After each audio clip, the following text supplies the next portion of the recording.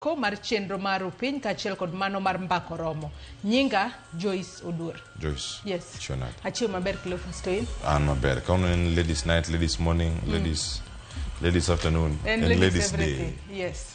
Kauno WCW. WCW. Ndisori. Erokamano.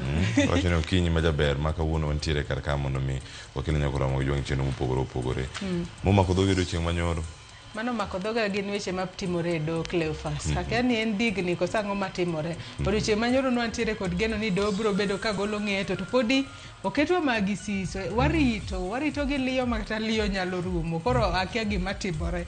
Warito kendo nyaka odiochieng' makiny mar mondo mi wabi wane kaka do ng'eto ma do biro bedo ka golo. Ng'eto ma kamano biro bedo kata kigolo saa 8:30 odiochieng' makiny. Mokwongo en mano mar golo wacho ni gin buche ma omaki mano machungo Kithure Kindiki mondo mi kik cham muma e APC. Wadhi winjane kanyo kaka weche go dhi bedo achiel kachiel. Ng'eto odiochieng' makiny en mana ng'eto ma dhi bedo kacha ka igolo to dhi bedo kar kae. Kamachielo bende nitie ng'anyo mago mag jopuonj kod jotij mbalariany mopogore opogore. Mochako kendo nochunge mana dwe achiel pok orumo kata to chak ma oseduogo. Mbalariany ma Moi jogi ne pok otieko ng'anyo. Jopuonjre noriwore kodgi, skul nolor, pok giepo. En ang'o matimore e Kenya kae kama wantiere. To kopogore gi mano odiochieng' manyoro bende ne nitiere twak ba lakteche ne nitiere godo kata riwruoge mochung' ne jochiw thieth ne nitiere godo e kaunti ma Kisumu. Gimbe ne giywak kotudore kod meto mar osara gi weche mopogore opogore mano choro gi malelemo mago mag telo kachiel kod ndiko gi e tich e yorno mongirore. Masite moko mano bende koko chop kare. Gin bende ginyalo buogo bago ng'anyo e pacho kae to wang'e ni ng'anyo rocho chenro mathoth ahinya. Sani ero koro jopuonjre manitiere mbalariany somgi ochung' kendo to wanyalo wacho ni semester ma yande gidok e skul pok gisesomo kata e yo makare. Ng'anyo osebedo motimonewa kata osebedo mathoth ahinya. Nyako Ramogi mago mathoth kuma nitie kar ka gini wadhi yudo gi achiel kachiel e chenro ni mano mar rupiny kod mbako romo. Madhi chako kod weche manyien kae to Joyce Oduor donjo kod gazet ma Daily Nation kod ma The Standard kapok odonjo twak mokwongo kameno dhi loso gigo mosebedo ka wacho kinde mokalo. To Joyce gazet ma kawuono nitie weche mopogore opogore mag lakteche mag jopuonj mbalariany nitiere kar ka mane gazet ma The Standard kod machielo miwacho ni ng'ama ne dwaro Willis Ayieko mondo mi otho kata ng'ama ne dwa nege to nodwa nege nang'o. Sigana mondike ite mar adek ka thoro wach mantiere kar ka you are out. Kamane kako kon Rigathi Gachagua in kori yonge ka wacho ni sirkal neno ni we bedo jalup jatend piny Kenya odiochieng'no mane othichi oko mar apisi mari kendo onegi chiw thuolo mar mondo mi Kithure Kindiki ocham muma kata kedhi mbele gi buchi mago mag donjo ne sirkal kata ute buche mapacho kae mago National Assembly kod Senate mane othichi to bing'eni koro Cleophas penjo ma sani koro biro ma e pacha gi sani ero koro iseng'is Gachagua mar mondo mi owe Kindiki ocham muma. Ero aneno ka Daily Nation ondike kae ni Gachagua goes after Kindiki. Tok kane Gachagua owacho kanyo ni Kindiki nok en jakanyo mar duond bura mar UDA kuom thuolo mar dweche adek mosekalo. Mano manyiso ni kapok nowale kaka jalup jatend piny nok en jakanyo mar UDA. Gino mowacho ne ok oromo mar mondo mi obed jalup jatend piny. Penjo ni kapo ni Kindiki ochamo muma to do bende wacho ni Gachagua nothicho oko e yo ma ok ne kare. Ang'o matimore? Penjo ni pora dhi bedo kwano Nyako Ramogi jwang' ni mar odiochieng' ma kono ok wanya bedo gi jolup jatend piny Kenya ariyo. Tachiel bende ok de chun ni oti gi jatende. Ka jatende ok dwa to jatende be oseyiero ng'at machielo obo chalo nade kine montiere kar ka. Wacho ni moro mwaritwa winji kama dhi bedo ka ochomo Nyako Ramogi jwang' weche ma kamago po nitiere doho kapo di penjo mathoth ahinya weche mag penj mag KEPSEA owacho ni ok en KEPSEA kende nitie nyaka mar Kilea mag jopuonjre go man gi ng'ol mopogore opogore mano bende dhi nyime. Iwacho ni orumo kaono odiochieng' mar adek orumo kawuono kaeto KCSE kata penjo mar klas 12 chakore ayanga. Ong'e maber ni juma manyien kar tarik 4 nego bende skunde mopogore opogore piny Kenya mangima chako penj makamano mano mindiko. Sani osebedo mana gi practicals moko mantiere ka gi ka gi moko ma itimo gi lwedo mago madhi bedo kar kacha. Ng'eni gazet kawono ka ang'ino na nkelo mathoth to ang'iwe mo ki oro puoch gi pak ang'e kon Anselo oro puoch gi pak ne Rodri. Osebedo kopuoye ka kia kapod omedo puoye ang wawinja ne kanyo ni demokao mich maduong' ahinya mar weche mag adhula to chal nade mano mar Ballon d'Or mano kama gintiere kar kanyo ka dipenj nage ni Ten Hag wuok oneno ni ng'ama dhi kawo kare iti paro ni ng'adhi kawo kare penjo gi tho jahera mar Man U Amorim osebedo kanyo ka igone debe ahinya ni en to osebedo kata yo machal nade ka en kocha mano mar Sporting Lisbon mantiere e pinyno mano mar Portugal ng'eni mane klab mokwongo mane Cristiano Ronaldo goche nyaka sani gisebedo ka gipiem e tuke mopogore opogore en mane ongala manyime mano mar kawo kar Erik ten Hag iwacho ni mano en student of Mourinho bende wuok e piny mar Portugal osebedo kocha mar Man U dipo ni ene modhi bedo kar kacha weche nitiere ni Man U sichopone mokwayo klab mare mondo mi oweyo bi koni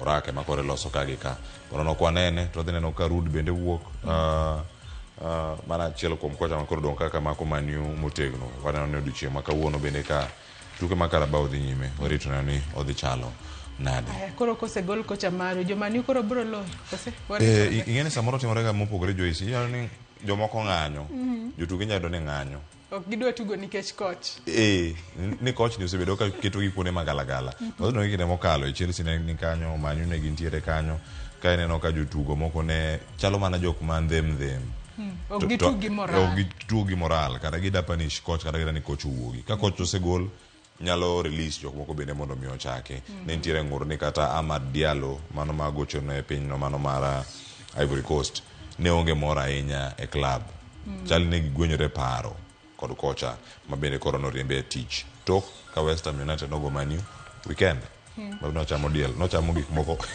watieko to winyo maniero osedhi koro moge jwang mago kuma sasa ngeni anga Joyce ang ne non ka uno chope weche tuke angonon nyaka weche mag tuke matin kawuono kikuwewa machinglo makawuono en mana ODM UDA deal adu tinge kar kanyo anga go picha na angwa ket ni achola mar The Standard. Nyakoro muge jwang bang' nonro mar gazet abo bedo ka donjo kod twak mokwongo e chenro mar Upinyo Kinyi ma kawuono medruok e nek mine yangore ni nyaka sani nitiere kwan mine mathoth ahinya mosenegi e pacho ka e yor magalagala mane momiyo Kinyi ma kawuono abo bedo kod achiel kuom jakanyo mano mar FEDA mano riwruok mago kinde makedo ne ratiro mag joma mine e pacho ka mar mondo mi wapora ne wacha wang'i ane ni tang'o makelo medruok mag nek mag mine e pacho ka to ere kaka inyalo duok ge piny to joma mine nyalo timo ang'o mar mondo mi kik giyudre kama ng'ato nyalo kawo ngimagi oko omiyo nyakora muge jwang mane twak mabo bedo godo kochakore saa 1 nyaka gimoro saa 2 gi dakika 20 Kinyi kama bang'e ibo bedo ka yudo chenro mar tedo gi chiemo okinyi ma kawuono kaeto bo bedo kwa donjo e twak e chenro mar Mbakoromo Mbakoromo odiochieng' ma kawuono nyakoro muge jwang dhi bedo ka watwak ka warango ng'anyo mago mag jopuonj mbalariany dhi bedo kod kachiel e studio ma Kisumu kod ma antiere county ma Mombasa mano e kar tiegruok ma Maseno University kachiel kod ka Technical University of Mombasa mano TUM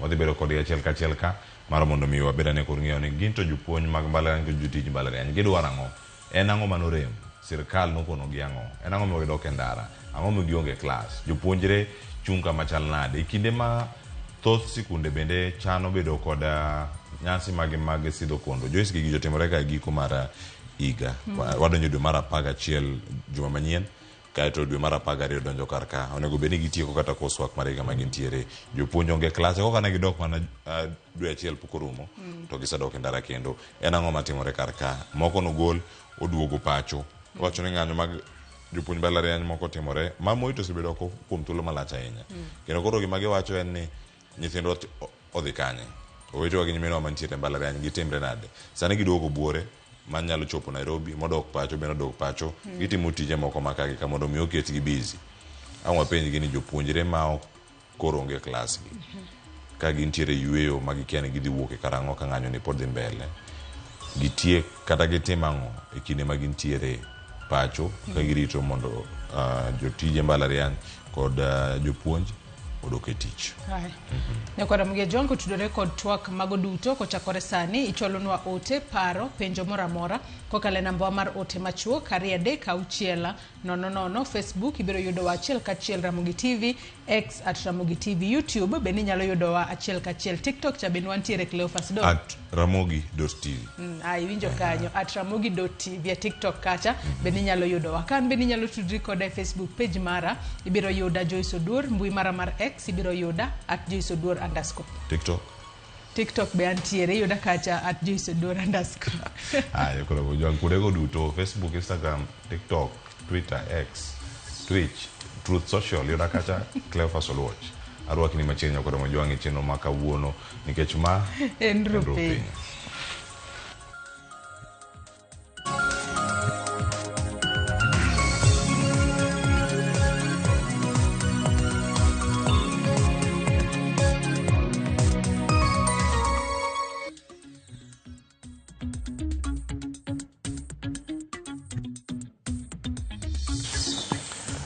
Nyakura mokejwang machiegni weche manyien chako sani ka wantiere kodi achiel kachiel wingi ka iluowa imbuyo duto mag Ramogi TV yudo achiel kachiel Ramogi TV KEX Ramogi TV Facebook Ramogi TV Kenya mbui mara YouTube pero kora kanyaka giko bedo kata weche manyien nyinga Cleophas Oluoch jakisumo kanyakwar ma okeu nyaka chisango weche manyien chako sani ka orangone achich ma itudo gi nek magalagala mar apisa e kambi mar Wells Fargo Willis Ayieko ondhie gwenge madandora kama ne oyud ka otiyo gi omenda ma ok tin siling 100,000 manogolo e simba Willis mano e kombo ot mano margi kata magi nyiewo gi ot nawachane ma otimore e kinde majabero mar piny owacho Johansen Oduor oyango ni Ayieko ne otho kaluwore gi hinyruok marach mano mar wich kabende hinyruok moko ne nitiere lwetene kaluwore ni notwe gi opingo kapok ne owit ringre e aora. Lidia Okeyo nigi ler. Victor Ouma Okoth achich ma itudo gi nek mar apisa kambi mar Wells Fargo Willis Ayieko ne ondhie kar dak madandora Phase 4 kama no ringo pondo e bang' timo nek makochno. Okoth no yudi kombo ot manyien kendo ong'iyo gi ot manyien kama oting'o kombe gi ot mamoko mar chako ng'iyo manyien. Kanyo e matarubin mar obila kod jotim nonro nojuke kendo ndhiye. Koro kijana ni kanobiro dwaro ot chieng' Friday. Obiro to donjo. Kose donjo oluongo kijana moro wanago kae ma jating' pi. Iwinja. Koro kose ting'o pi kodhi koting'o kijana konyo ting'o gimoko kosoyo. To nokwang'e no jatim ang'o no ng'ama rach. Koro on Saturday gokinyi wanene kokalo. To nokwang'e ok en ng'at mo zoya dhano e area. Odonjo to wuok. Nokwang'eyo gimoro amora. Koro nyoro kanyo chopo nyoro to waneno ka gache donjo. Gache donjo kam gache dik Probox Grand Rover na gimoro matin no. Koro kwadeng wale matin to winjo no. Mai ng'ama nonego Willis. I understand the culprit come from Quisero, which is at the border of my constituency. And I'm told the culprit has a brother with the same name, so I believe the DCI will go deeper to ensure that these culprits are brought to book and that wananchi at home can go around with their lives feeling as safe as they should be. Oyangore ni achido no golo menda mohewo siling 100,000 e simb Willis kokalo kuom bengi mar mbui. Kanonro koro dhi mbele kendo igen dadho jaohala mar M-Pesa Masiaya kama nogole pesago ka igeno ni obiro konyo yanga chije mamoko. Matimore kinde maduoko mar bero nogol kawuono gi jabero mar piny owacho Johansen Oduor moyango ni Willis nowito ngimane kaluwore gi remo mang'eny manochweri e dende kendo nochopo nyaka obwongone. The body was decomposed to a great extent, and what we found as the injury were on the head. We found a lot of bleeding, bruising in the scalp, and bleeding in the brain. So this is what led to his death. Owacho ni Willis bende ni kod hinyruok moko e lwetene kaluwore ni notwe gi opingo kapok owit ringre e aora moro manokwanye kama oyango ni lee modakie pi gi chich nochamo moko kuom fuoni mag dende. There were some other bruises we found on the wrist. I understand that when he was found, he had some handcuffs on, so there were bruising on the wrist, which were as a result of the handcuffs. There were also some bruising on the knees and on the lower limbs. We found also some missing tissues on the face, around the mouth, on the ears, on the cheek, on the chest, But looking at them, initially we thought probably this person was undergoing some form of torture, but when you examine them very closely, they look like what is called animal predation. I think there was the body of water must be having some animals like fish and all that, some crabs, because we actually found a dead crab within the clothes. So we think they were nibbling on the soft part of the body. Governor Masiaya James Orengo, Jo od bura Elisha Odhiambo kod Samuel Atandi noyoro Lee Funeral Home maluwo chenro mar bero no gikwo nonro mapiyo mondo mi yang ler kotenre gi tho mar Willis. So far, the work that is being done by the DCI and the police generally is encouraging, and we are hoping that at the end of this, the widow and the family members and we people from Siaya will find justice. Just wanted to express my appreciation to the members of the security sector, the police, starting from the Inspector General of Police. They've been with us, and since then I can say that the cooperation has been very good. Lydia Okeo, Ramogi TV. Kok mago motimore Lee Funeral Home, riwruok mar FIDA, mano riwruok makelo tero mag joma mine kachiel koda ka riwruok mar jopuonjre manyiri mag mbalariany obwogo mar bago ng'anyo kaluwore kod ling ma piny owacho ewi nek ma joma mine pacho kae. Gikoni gidwaro ni obila mag okwach kich koro ochiw ler ewi jok machalo kama. Mokwongo Collins Jumaisi mane na chich maduong' mitudo kod nek mar nyiri e kar dak mano Makware County ma Nairobi. Kaka jafwambo marwa Linet Undi leronwa ginyiso luoro ni timbe nek mine nyalo medore kaluwore ni sirkal oling nyaka ne achich pondi mawuok e tesend obila.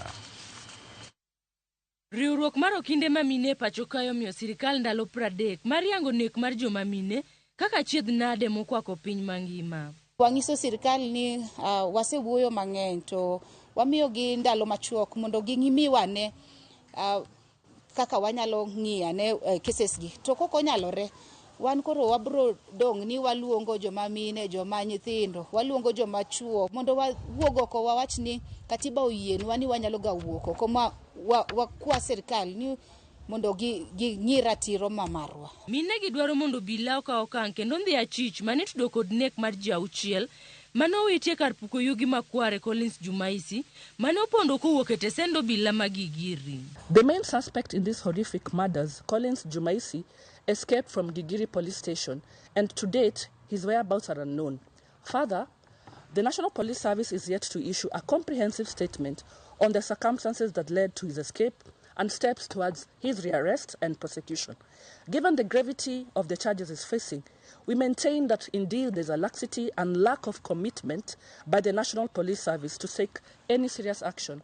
Giwacho ni nek mar joma mine kachiel kod nyiri medore pacho ka higa ni mine 30 osewito ngimagi ka bende odiechieng' manyoro piny mar Kenya noru kod kuyo kaluwore kod lipot manochwal kod ute fwambo ewi tho Yvonne Jirangwa mane tiegore kaka sister e gwenge marongo. The media has reported the unfortunate murders of Florence Mweni, Alice Ayuma, Vera Mugambi, Seth Nyakeo Njeri, Rebecca Cheptegei, Christine Nyakio and Amina Abdi Rashid Dahir, together with her daughter and niece.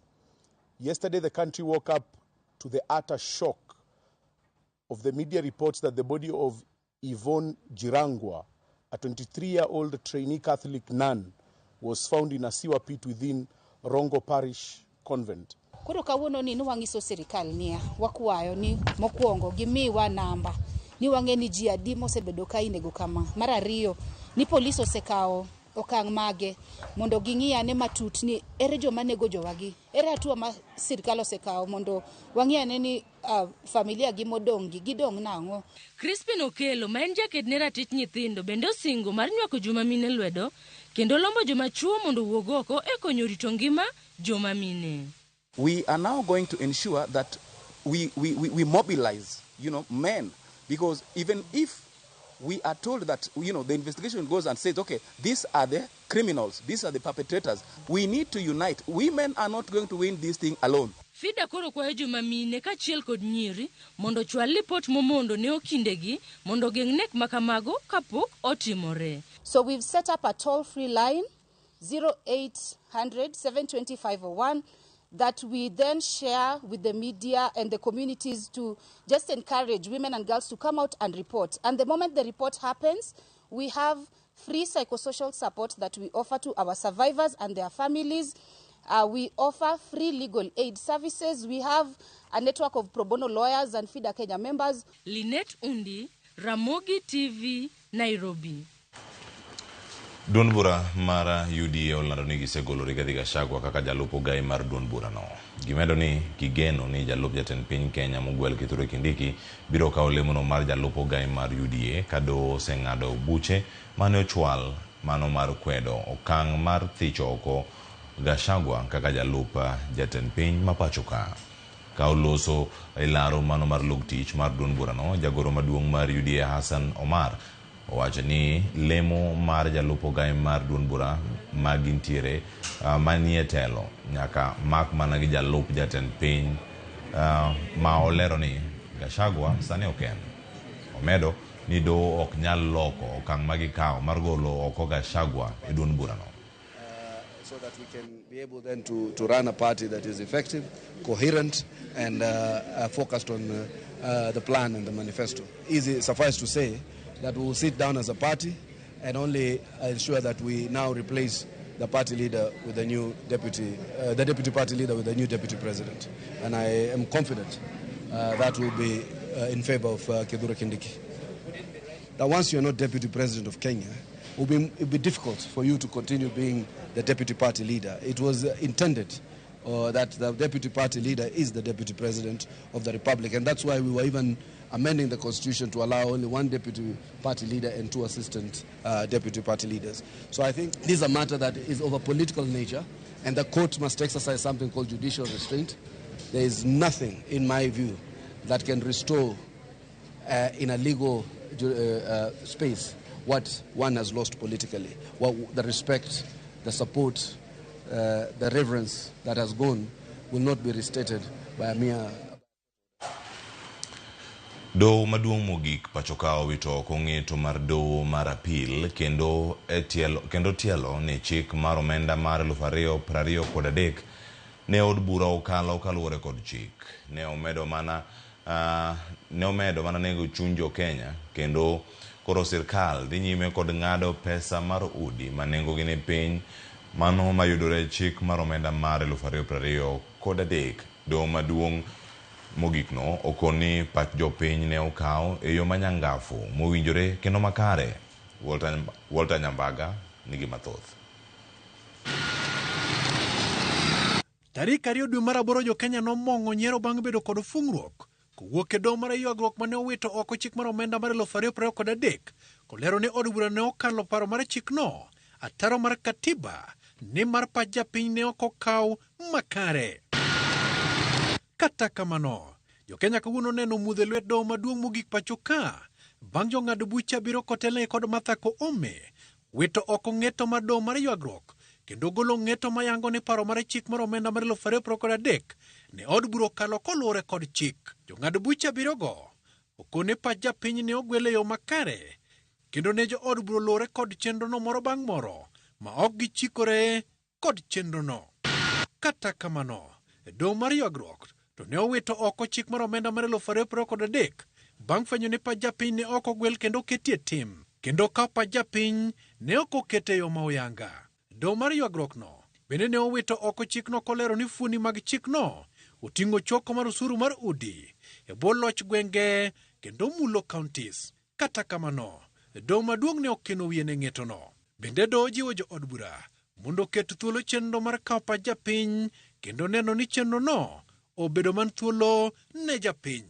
Gimedo ni kawo pach japiny mondo tim kendo ketie tim kinde ka kinde. Walter Nyambaga, Ramogi TV, Nairobi.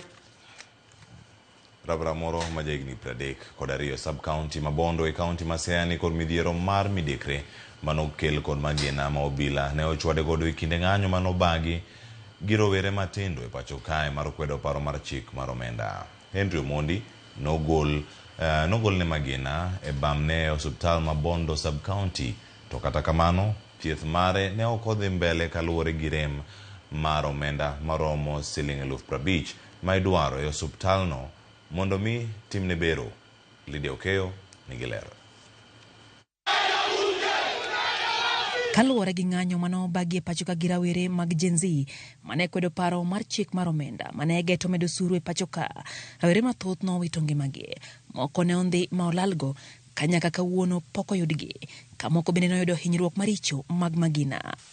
Achiel kuom rawerego en Henry Omondi Ochieng, ma jahigni 32 maya e sub-county ma Bondo e kaunti ma Siaya. En ranyisi mar rawerego manoyudo hinyruok kaluwore gi teko mathoth manobiro tiyo godo. Gini jomaka kamoro ni CDF all kana wuotho mok nang'e ni kuma gino nyalo aye. Otero osiptal ka chopo ni kona ni lisasi momaka. Ora budha minga kabisa e ward kanyo e ko thiedha e ka manja kinyarwakna chuma to sona. Henry ne ochwad gi magina e bamne ma korka cham tarik 25 dwe mar auchiel higani. Kinde ng'anyogo gino ma oloko ngimane kaluwore ni nyaka sani ngimane nobedo kod pogruok kata mana tijene ok onyal dhiye. Odiochieng' gasebedo ka nitie nera moro ma wan go ka manera ma onyuol gi minwa mosebedo ka konya. Okelona na ka pesa moro to wadhi kode osiptal kata Lilam to thiedha. Samoro wadhi district to ka dhiye to joka dwaro pesa moko anyal yudo. Koro Lilam ema ka dhiye to miya yedhe moko amuonyo to aneno kaka gini kaka ithiedha. Kokalo kuom sir mar gavana ma Siaya James Orengo, Henry nogol ne magina manomoke bamne no, to kata kamano ne ok onyal dhi mbele kod thieth kaluwore gi onge mar omenda maromo Sh50,000 ma idwaro gi osiptal ma Bondo sub-county hospital mar timo ne bero. Okay, gavana obiro e osiptal chieng' tich ang'wen kobiro neno jotuo mane lisasi omako. To pimne ni an achiel kuomgi. To nyiso jogo ni mondo mi 3 days on Monday ibro nega kinyal gol lisasi no kuoma.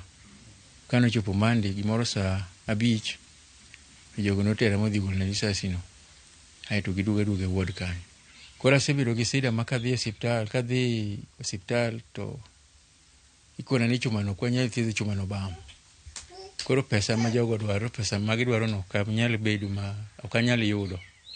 Kana penjo gini gidwaro pesa dito gikona ni amany 50 mondo tera pala odhi ong'ad gino nikech chuma no lengre.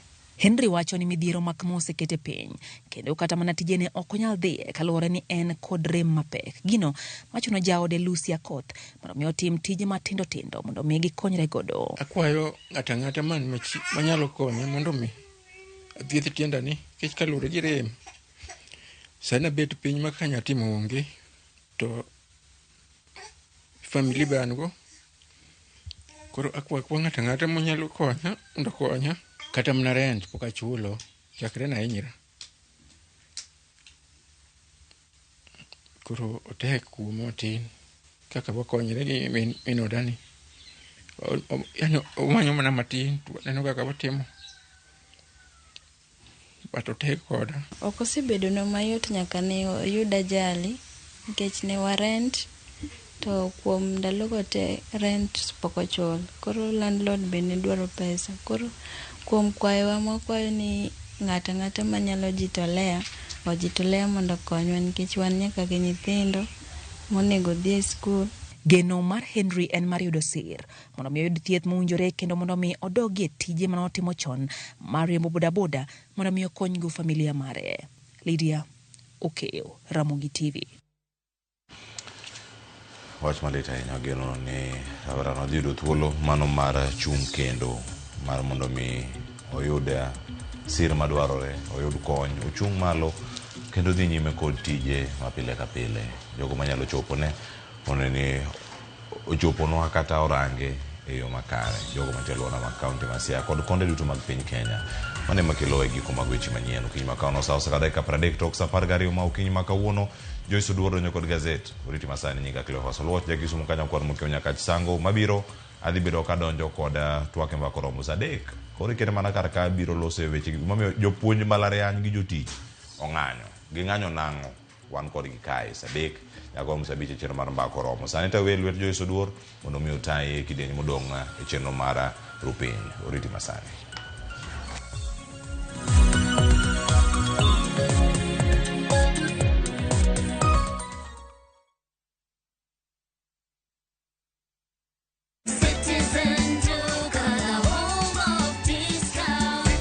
Citizen Duka, the home of discounts, brings you this week's Mama Safi package from Quickmart. Sour bathing soap 250 grams at 59 bob. Persil washing powder 500 grams at 128 bob. Pepsodent toothpaste at 189 bob. Quick Choice tissue 4-pack at 189 bob. Packing bag 40 shillings.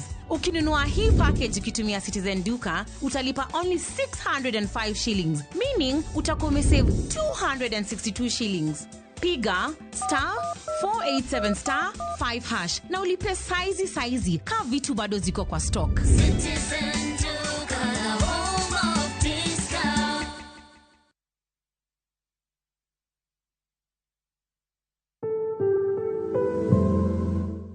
Tuo mar kansa mulo ngimawa duto e yore mopogore opogore. Anyuolawa, osiepewa, kata jogo mawatiyogo nyalo bedo ni achiel kuomwa osechango ne tuo mar kansa. Jarit jatuo mar kansa kata en jalno machiwo kony ne jatuo mar kansa. Tuo mar kansa en gino mantiere kindwa waduto. Nyaka wariwne lwedo mondo waked kode. Kanyakla wariwre kedo gi tuo mar kansa. Ka waduto wadhi mondo timnwa screening. Oteni ukelni kod Royal Media Services. We care.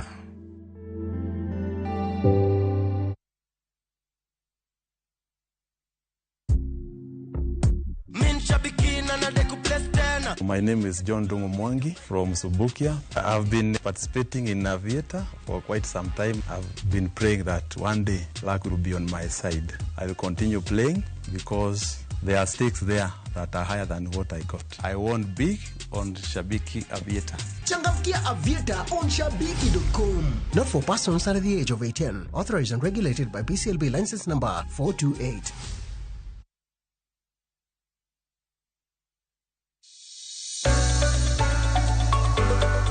E piny kae, tije magandika medo bedo manok kendo e okang' mamalo. Dhano koro manyo yore manyien mag tiyo gi nyalo magin godo mondo giyud omenda maginyalo konyore godo e ngimagi mapile. Riwri kodwa e chenro mar poko pogore ka waluwo sigana mamulo chunji mopogore. Inspiration, mostly I watch movie. The other one, anongo inspiration, kumadaki in slum. Kaka giloko nyak makende magin godo to bedo hala makelo negi pesa kendo ting'o ngimagi malo. Inyalo tiye kambi, iwoni tiyo matek to msara en mana macha. Poko pogore Tich Ang'wen ka Tich Ang'wen saa 2:30 okinyi mana e Ramogi TV. Kick by.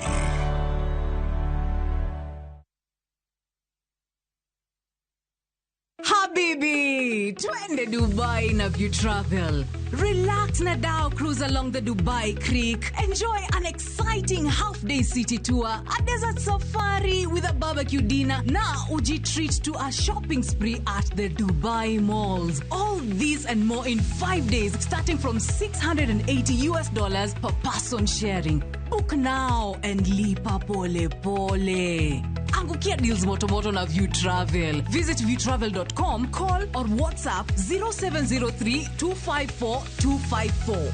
View Travel. Dream, explore, discover.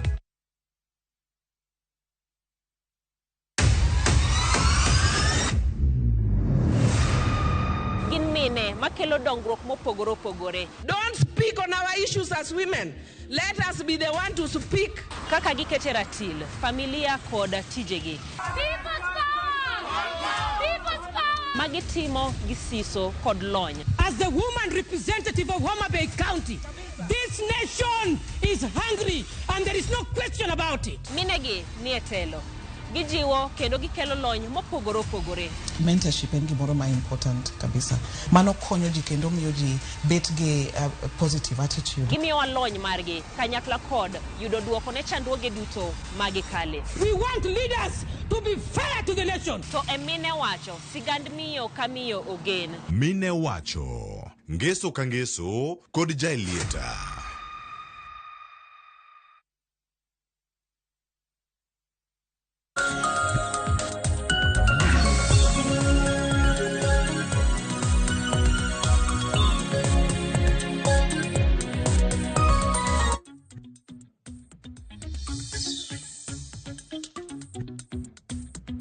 Nyakwara Mugejwang aneno kanyo ka osekalo mana dakika 36 kende to sa 12 mar okinyi makono nyiso ni wadonjo achiel kachiel e nonro mar gazet matai okinyi makawuono nyinga Joyce Oduor. Antiere kae kod Hansel Oyango mar mondo mi walid ni gazet wamisi so mar ng'eyo gigo mantiere gazet kae to bang'e inyalo dhi nyiewo gazet tisomo matut kalore ni kisomo e kibobedo ka ing'eyo weche mopogore opogore matimore e pacho kae. Hansel Oyawre ichio nade okinyi makawuono. Achio maber, Oyawre nya Joyce, Nyasaye osekela ka mondo walidh ni alidha Nyakwara Mugi weche mag gazet ka.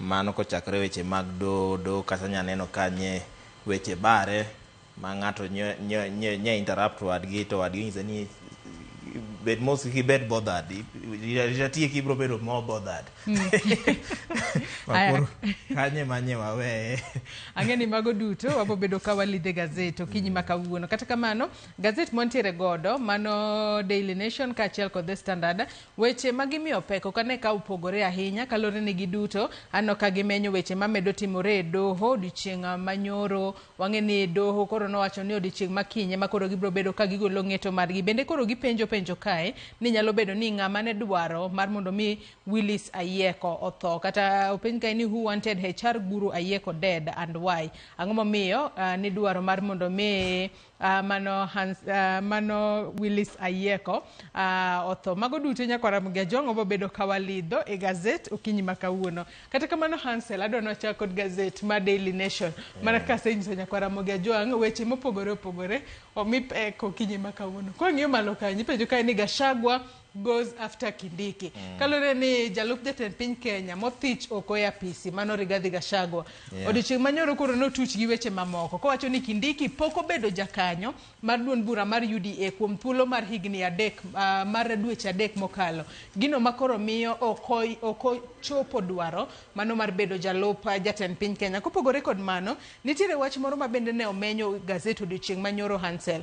Bende aneno ka kawuono bende omenye gazet. Mano kotudore kod kaka simbe mago kembe mag tudruok mago mag ong'we yamo osebedo ka golo nonro mago mag jo Kenya. Gino makoro nyaka sani wanno ka jambetre mano mar piny Ingereza e pacho kae mewacho kanyo ni mano US ambassador mano piny America Meg Whitman embe sani koro golo duonde kotudore kod kaka kembe mag ong'we yamo osebedo ka chiwo information mag ji ahinya to call records kaachiel kod gik mamoko ataro mar chik. Kata kamano iwacho kanyo ni outrage over police phone spying expose. Ka bende koro giwacho ni chik ok oyie mar mondo mi kembe mag tudruok ogol nonro mag ng'ato ka ok oyie ne ng'ato. Giwacho ni nyalo bedo ni mage weche mosebedo ka konyo e nyayo weche mag lala apoya nono gi ji nek mosebedo kwa neno e pacho kae matamra gino. Mane wach madwano wachak godo kalore ni en wach mane nitiere gazet nyoro to kawuono bende wanene komenye it gazet mar 4 kanyo Hansel.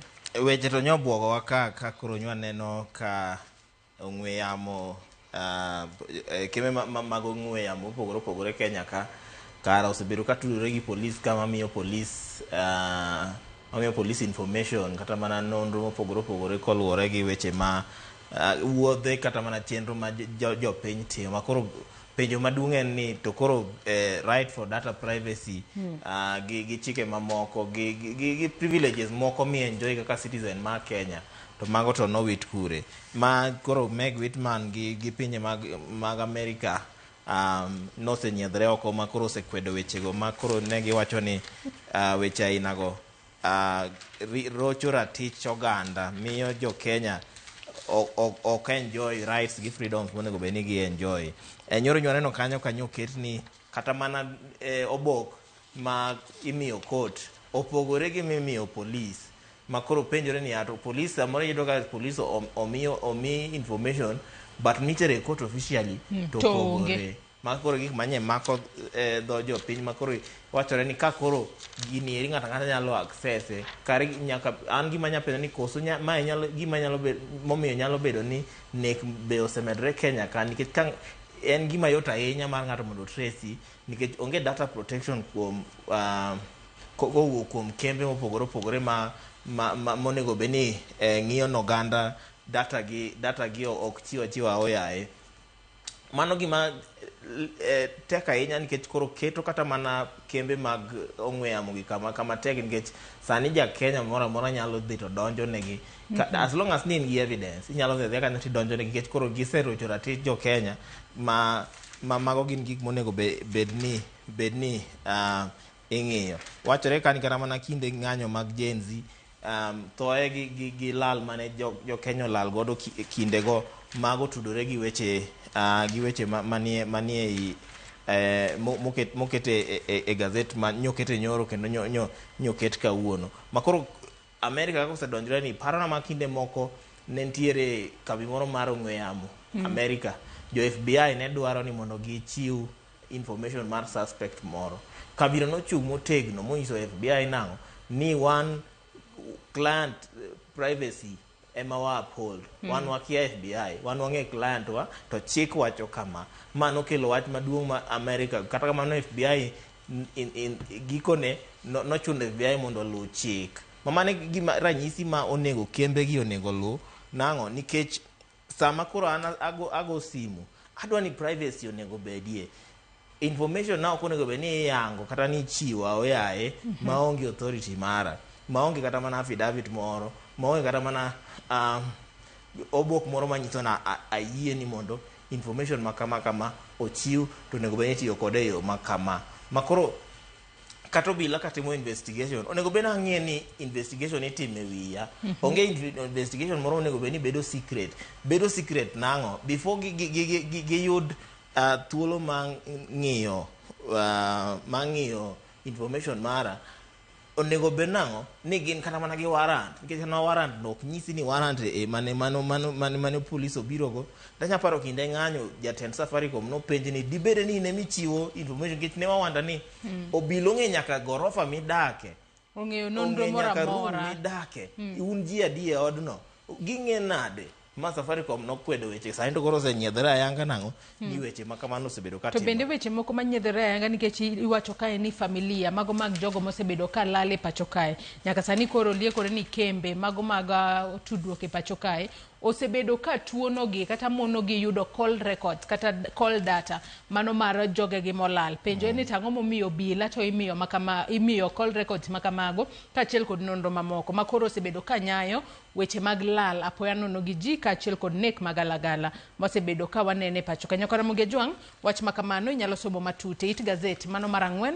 mar gazet ne ma Daily Nation adwa ni wadhi ne it gazet mar 3 mano mar gazet ni ma Daily Nation it gazet mar 3 kanyo Hansel madwa ni wachak godo weche makoro tudore kod neka mano mar HR manager mano mar kambi mar Wells Fargo nyaka sani koro kwa ng'iyo it gazet mar 3 kanyo wacho kae ni suspect in Wells Fargo HR boss murder went on a spending spree matene ni achich ma itudo kod neka mano mar Willis Ayieko nyalo bedo ni nitiere kaka ne osechako tiyo kod omenda moko ma iliekore ni Willis Ayieko ne achiel kuom jogo makoro ne ogwel mondo timane nonro kotudore kod lal mano mar omenda $94,000,000 omenda makoro iwacho ni ne olala mano mar duka maduong'a mano mar Quickmart niwacho ni omenda makamano nolal kata kamano nitiere kaka nitimo nonro kore manyalo bedo ni seche moko achije makamago noluwo ndache bochuo ka ngimane achich makamano moyang nyinge kaka Victor Uma nyomake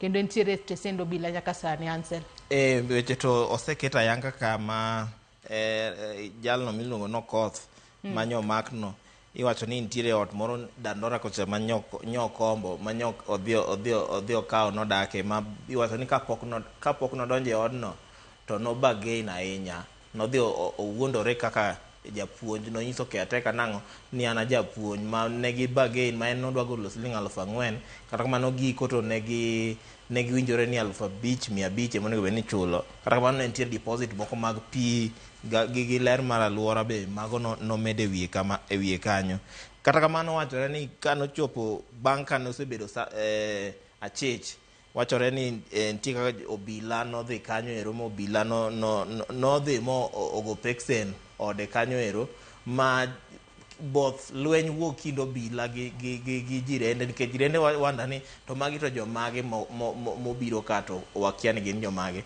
mema koro obila ne yangra ni wan obila watimo nonro e wach machal kama madino obila chak gi ni wan obila onge shit nikech kata caretaker ne kia ni obila osechopo kanyo en opo maka ji go peksen od rawero kata kamano gimomako dhoga ni rawero ni en ka nose withdraw pesa en gik modhi nyiewo gin gik moko ka sofa gik moko ka TV ma gik modhi nyiewo to ma gik ma emomiyo koro bedo trace moyude nang'o ni nyaka kuma koro nyodake no wachore ni kata mana polis manie gweng' kanyo nyicha ne kia ni jo DCI nose bire e gweng' ma Dandora kanyo ka ne timo pedha kanyo ne timo investigation kanyo e wach mar nek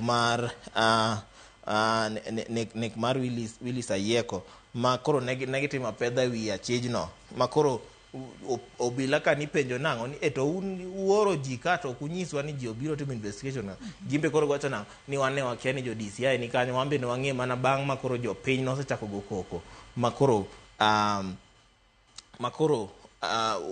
mane kaka obila nojitetea koro kabo wacho nang'o ni M-Pesa agents ma kuonde mane rawera no gole pesa be obeni konyo obila e nonro konyo obila ya pedha mondo tim nang'o mondo gi konya identify suspect no ni mae ng'at mogolo pesa omiyo koro sani M-Pesa samoro important ka kidhi to gikwayi ID kikiwang' en mani koro sheria ema koro chunogi wachore ka ni ntiere M-Pesa agents apano gin ariyo ma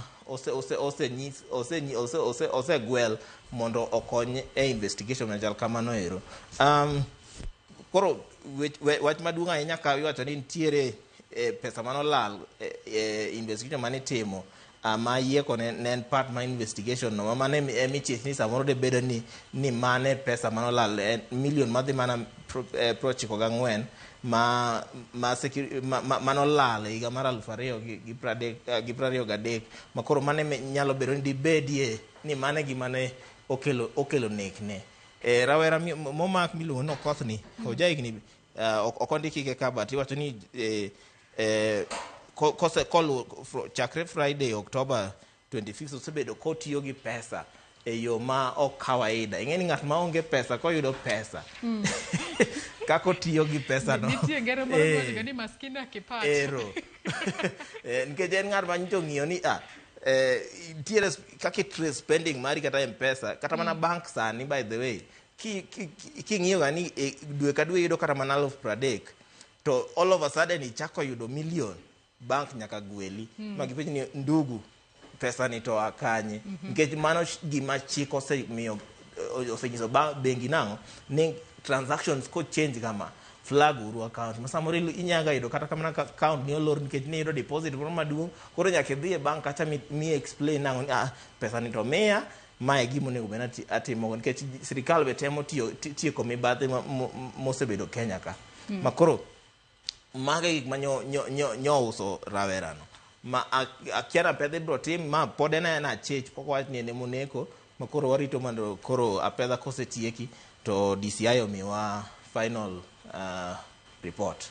Haya odiochieng' manyoro bende ne wawinjo mano wach kowuok e jabero mano mar piny owacho Johansen Oduor ka tok kano setimone ringre mano Willis Ayieko bero mane kar kano ringre mar Lee bende nogolo nonro kanyo kotudore kod gino mane okelo tho mano mar Willis Ayieko mano HR manager mar Wells Fargo mane jomaundu onego. Wageno ni DCI biro bedo katimo nonro matut mar mondo mi achije ma itudo kod nek mar Willis Ayieko kaunegi ondamo mager mar chek.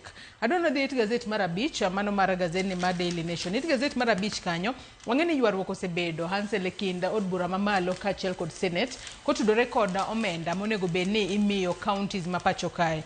Odiochieng' manyoro ne waneno ka koro senators kaachiel kod MPs okawo okang' mar loso aput moro kata komiti moro mano mar jokanyo makoro biro bedo kaporo wach mar mondo mi gichope middle ground mar kwano omenda monego bedni ichiwo ne counties mapacho kae.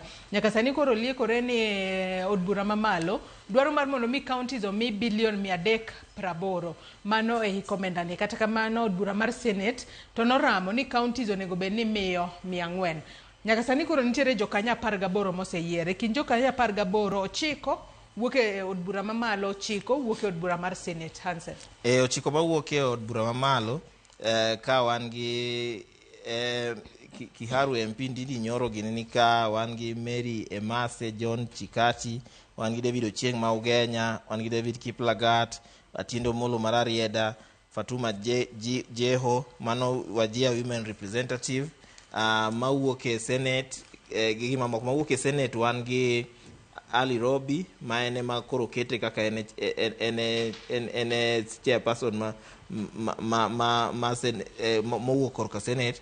Alafu wan gi Edwin Sifuna, ma wangeni senator ma Nairobi ka, wan gi Mohamed Faki, Richard Onyonka, Eddie Okoth, Okech rather, ma Migori, Danson Mungatana, Matana River, gi mamoko. Gima duong' ka mamako dhoga nikech delay ni osebedo kuom dwe achiel chakre gi chak bedo gi ywarok magisebedo ni. Ywarok rang'eni en winjruok pogruok e winjruok ma National Assembly dwaro ni pesano oduok piny nyaka $380,000 to Senate to wacho nang'o ni onego kete mana 400 mane billion 400 rather mane winjruok ne nitiere original finance bill 2024-2025 aparo no yango nang'o ni winjruok nen 400.1 billion mano nego beni national government chiwo ne county. Kata kamano ng'ikruok nobede ma bang finance bill kano nosewito oko mane rowere no dhi ng'anyo ma nowit finance bill no oko mane kelo midhiero nikech koro sirikal ne wacho nang'o ni ok wanya choko pesa, waonge mbinu ma choko pesa, ma koro sirikal ne dwaro nang'o stringent measures. Achiel kuom gi ne ni pesa madhi e county bedo duok piny, ma koro National Assembly gine yawa mano kalo finance bill mane Gen Z no reject. Koro mane momiyo gin ne giyie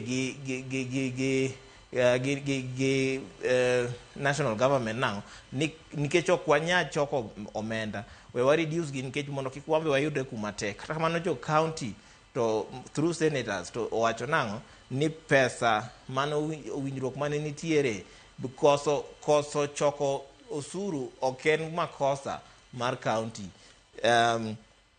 National government be argue nang'o ni nitiere projection mane giseketo nang'o ni maeri e projection ma counties nyalo choko ma en billion madhi 346 kanyo ma ok chop billion 400, ma koro gineno ni onge tiende mi counties pesa mang'eny moloyo pesa ma ginyalo choko, ma koro mane ywarok mantiere. Gima kendo lit nani koro gini process ne dhi kawo another 1 month.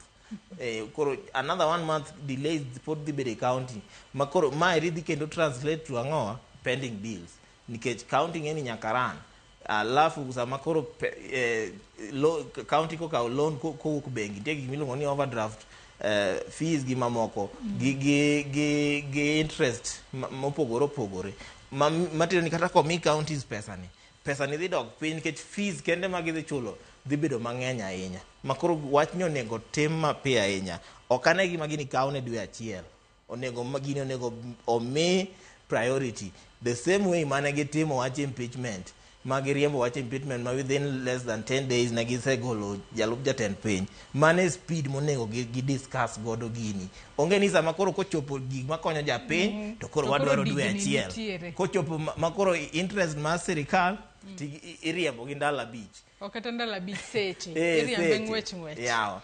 Warito mar neno ni gibo bedo ka gichopo winjruok kamane kalure ni kochakore kata statement makamano mano nok mar omenda mag counties nochakore kanyo dwe mar 8 mano ma higa ni, kama koro counties okosebedo kod omenda mathoth ahinya. Adonwa dhi it gazette mano mar 6 mar gazet ni ma Daily Nation, kama koro wanyalo wacho ni en fuong'ruok ne migawo mochung' ne wechego mag omenda e pacho kae.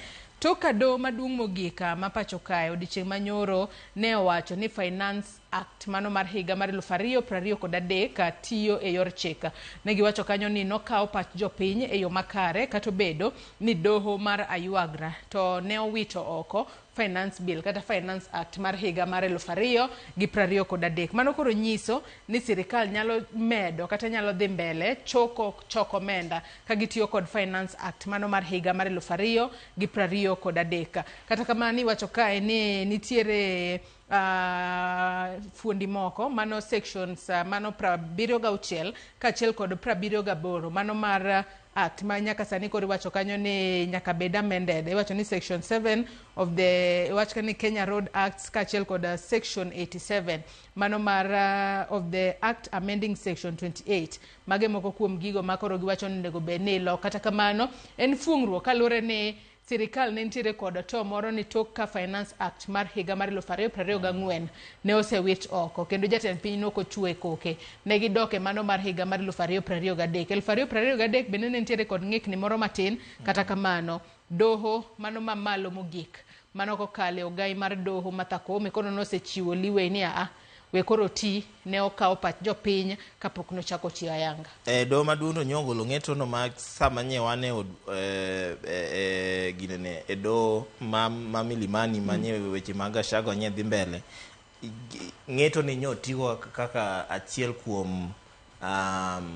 kuom cases inyalo ng'i kaka gik gi public participation no bedo nikech gima ne yuago ni public participation ok notime yo malong'o mane gima ne koro case no ter godo e appeal ma court of appeal nowacho nang'o ni gini en unconstitutional nikech public participation ok notime yo malong'o. Kata kamano to koro nywane no ka Supreme Court ma otelne gi CJ Kome gi lange oting'o Philomena Mwilu angi Mohamed Ibrahim Smokin Wanjala Njoki Ndung'u William Ouko Lenaola nyo ng'ado nang'o ni Finance Act ma 2023 no tim kalure gi constitution makoro aparo ni gima duong' ahinya kama do nyeng'iyo ni waonge finance bill ma 2024 mano wito oko waonge Finance Act ma 2023 mano no wito oko koro dibede ni wanyalo sirikal nyaka doge 2022 but wang'eni sirikal bisamo niga gi emergency ways mag tayo piny makoro aparo ni do temo golo crisis moro manye ne nyalo bedo nang'o ni for finance bills dhi bedo backdated to kata mana before election ma 2022 ma mano koro dhi keto sirikal maduong' kama tek ahinya makoro choko osuru ne dhi bedo matek.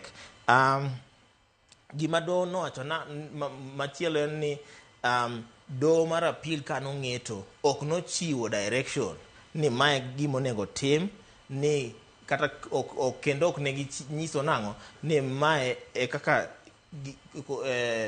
pend chik no kaka Finance Act no dhi ataro gi constitution makoro magi manyo nyegi wacho ni sama do chiwo ng'eto do nyaka chiw way forward do nyaka highlight nang'o ni magi e gik ma wayudo ka ok ni kare manyo keto ranyisi misewacho kanyo ni section 76 gi 78 nyo chiwo ni magi to onego losi mano koro nyo chiwo ranyisi kaka onego beni iloso weche machal kamano. Weche to thoth ka makoro wakiani koro ng'eni wach mar Supreme Court to koseng'ado to koro ng'eni onge appeal. Onge do machielo ma ng'ato nyalo tere ywaka. Kata kamano nyalo chone en fuong'ruok ne sirikal ma pacho kae kalore ni koro mano en wina magiyudo kanyo kalore ni ginyalo medo tiyo kod Finance Act mano mar higa mar 2023. Adono dhi it gazet mar 7 weche ma podi no medo timore e doho odiochieng' manyoro bende wabo bedo ka wang'iyo bathe kanyo mokwongo anno ka duond bura mano mar UDA giwacho ni gibiro bedo ka giyango Kithure Kindiki kaka jalup ogai mano mar duond burano mar UDA tok ka buche makoro chwale doho oserumo kaloni ni wang'eyo ni Kithure Kindiki ema yande owala kendo od burano puodhe kaka jal mabiro bedo ka kawo kar Gachagua kaka jalup jatend piny Kenya. UDA odiochieng' manyoro no bago romo margi giwacho ni tok ka buche ma kamago serumo. Gibo bedo ka gigolo Rigathi Gachagua kaka jalupo gai mar UDA kasto koro giketo Kithure Kindiki. Kopogore kod mano Hansel, weche makoro nyotimore do odiochieng' manyoro, wanyalo wacho ni jalup jatend piny Kenya mothichi apis Rigathi Gachagua sani koro temo matek gi yore te mar mondo mi Kithure Kindiki kikaw kare. Nikech odiochieng' manyoro ema do mano mar apil nonego bed ni golo ng'eto kapo ni ogolo oko mano chik manoketo makoro tamo Kithure Kindiki chamo muma. Kata kamano odiochieng' manyoro ne waneno ka Rigathi Gachagua jalup jatend piny Kenya mothichi e apisi nyaka sani koro wacho ni Kithure Kindiki noken jakanyo mar duond bura mar UDA mano dweche 3 mokalo kapok noyiere kata kapok nowale kaka jalup jatend piny Kenya. Nyaka sani koro owacho kanyo ni mano dhi ataro mano mar article 137 mano mar pend chike mapacho kae mayango ni ng'ato nego bed ni en jalup ogai kata nitiere duond bura mora more pacho ka. Wacho ni Kithure Kindiki tarik 1 dwe mar 8 higani e kinde mane dayo dhoge e od bura kacha nowacho ni osegweta kaka jakanyo mar duond bura mar UDA penjo eni bende manen ground motegno ma podi nyalo mono Kithure Kindiki chamo muma kaka jalup jatend piny Kenya mowale pacho kae kose magi mana delay tactics ma podi gimedo kete do kacha. Do kacha to nyewa neno ka sani koro yawuoyo sewe wach ma ng'ama teko ka line ni sani koro yawuoyo semakore kola ma kacha ma koro ng'ato ndeko wadgi pimo teko wadgi manywa neno ka kako se wach ka ni achiel kuom gik manyo yangi en ni ka jalup jatend jalno mogwel mondo bed jalup jatend piny mano Kindiki ma ka nen dibere nen jakanyo to kinde mano gwelgi mondo gibed members kata bed cabinet kata bed cabinet secretary ben kinde mathoth aparo no sekalo dweche 3 makoro en ng'eyo tek unless ginyiswa obok mawacho nango ni ng'anyo ken jakanyo mar chamano nikech kadibeni chik wacho ka giwacho ka nango ni jalup jatend piny nyaka bede chama to mano nyalo bedo ni nen wach manyodhi ataro gi chik kata mano nyok gi nyiswa obok manyiso nango ni ng'anyo nosegole chama ng'eni gik ma ng'ato wacho iwinjo gima ng'ato wacho e samida dhoge nyaka bede affidavit onge affidavit mano swear ni anto asebe bedo jakanyo koro e do kata be nywa neno kanye ntiere ng'eto moro mane do no golo before case ni kele Milimani Court ka do no wacho nango ni mondo status quo obed maintained matiende ni gik moko med bedo kantiere nyaka ng'eto bedie kata kamano Dorcas Oduor mama en Attorney General ma Kenya ka kachiel gi National Assembly nyo kelo petition e do kacha nango ni mondo gima block swearing in ma Kindiki mondo bed lifted. Achiel kuom arguments manye giketo kacha nyen nango ni roles mag deputy president ok nya bedo replaced. Achiel kuom gi en bedo member ma cabinet committee ok nya bedo replaced makoro kanyo nitiere fuok more en weche mag national security ma ben en member ma committee no mano be kanyo nya goch nitiere fuok makoro fuogno onego odin kata kamano to jono miyo ndalo 70 gangwen in total to ndalo 74 kanyo gin bende koro gi ywaka ni nokawo mana seche 6 kende mar mondo mi ogol Gachagua e apis kendo obed replaced gi Kithure Kindiki gino magi wacho ni nyalo bedo ni chenro makamano no kasa ahinya kata kamano Senate nowacho ni negi miyo jalup jatend piny Kenya mothichi apis thuolo mar mondo mi owach korka kore kata defend himself to kata kamano kaluwore kod tuo manogoye nokobedo kod nyalo mar timo kamano wang'eno odiochieng' makinya kar saa 8:30 kama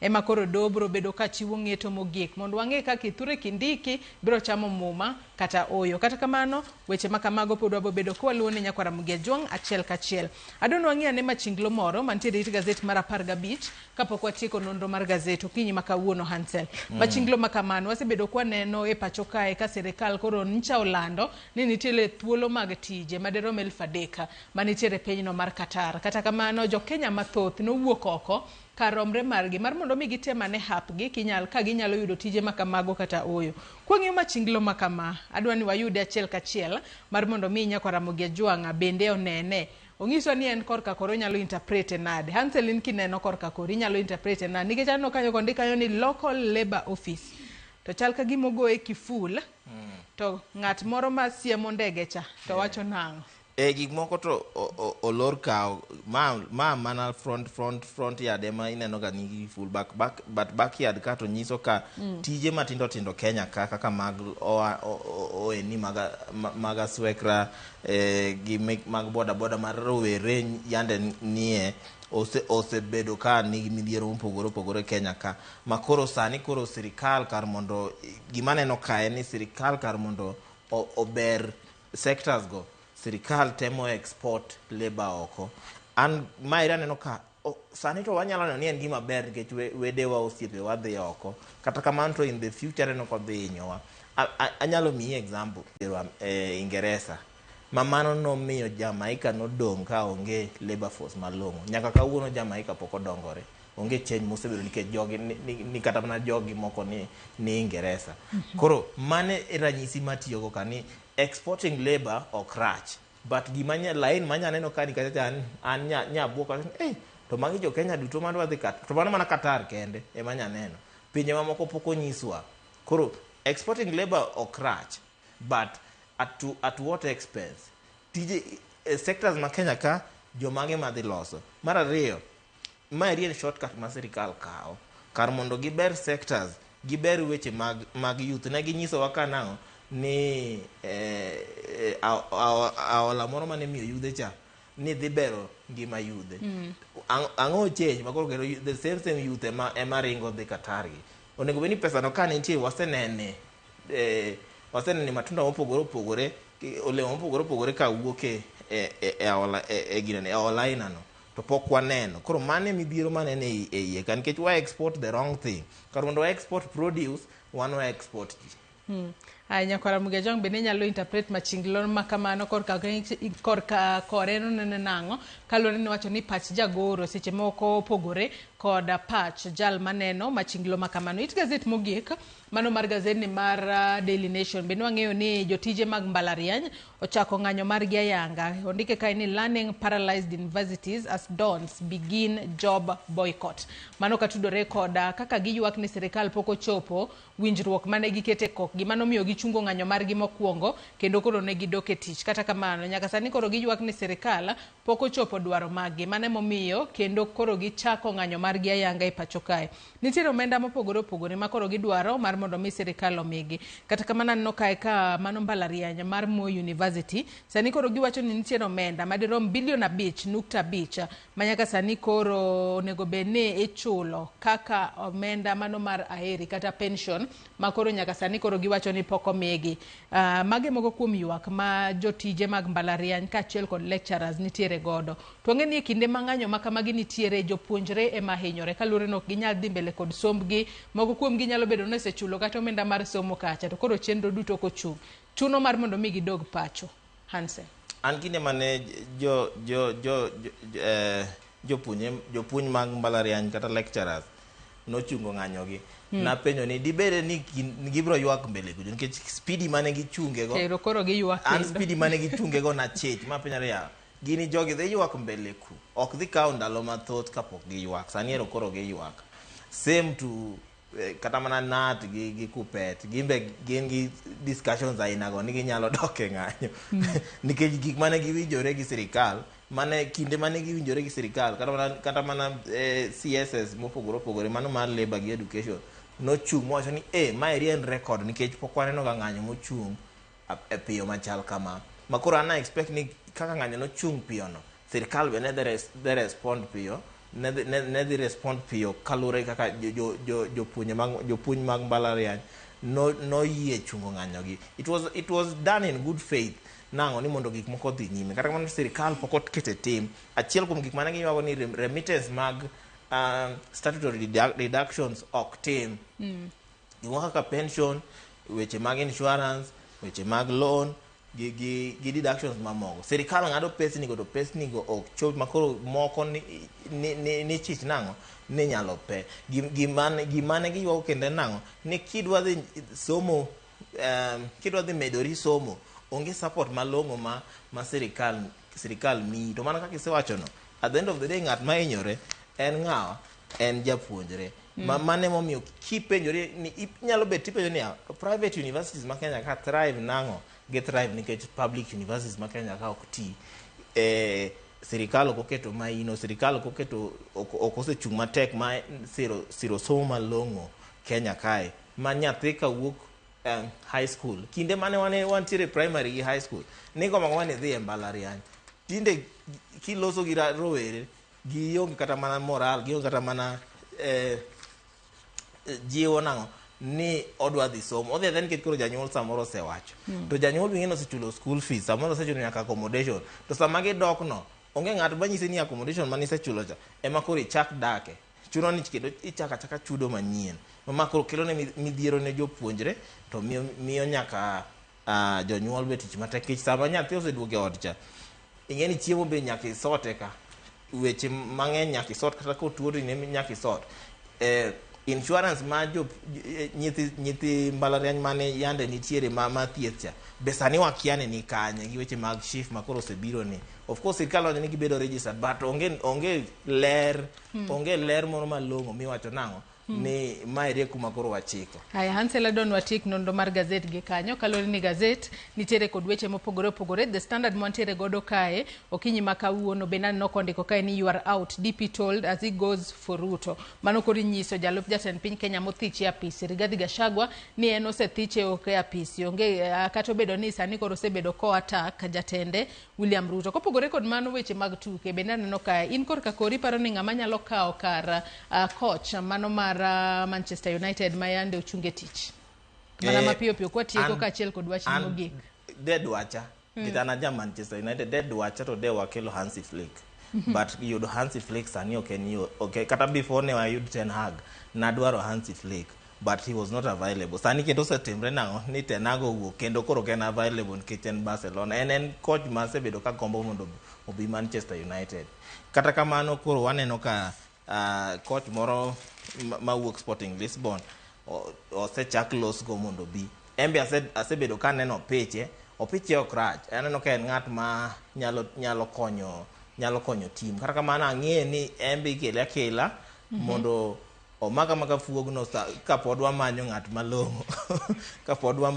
malong'o kanyo mondo obed kanyo ng'at mo ojiwre maber kata kamano ok orach nikech osekonyo Sporting Lisbon osebedo ka loyo kombe mopogore opogore en gi striker moro kanyo ma oselo gonde mang'eny season mokalo noloo gonde mokalo 40 makoro mane gima osebedo ka lak Manchester United ok ni watugo marach loye mokwalo wach ni mogik cancel ko sitieke gi kanyo wach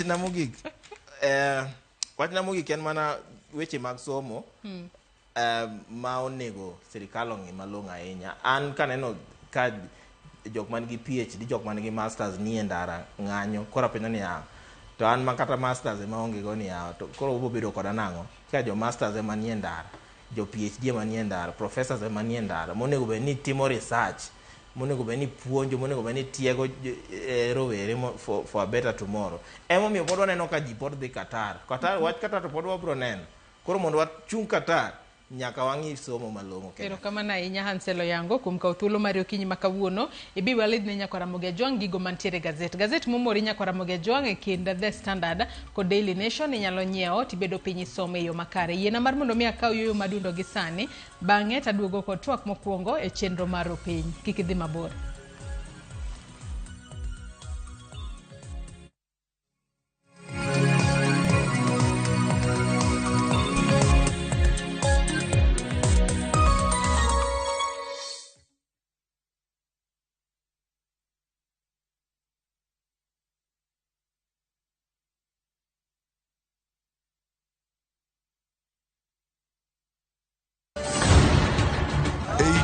Punjab, hera motegno ne odongo. I love you, Sarabjit.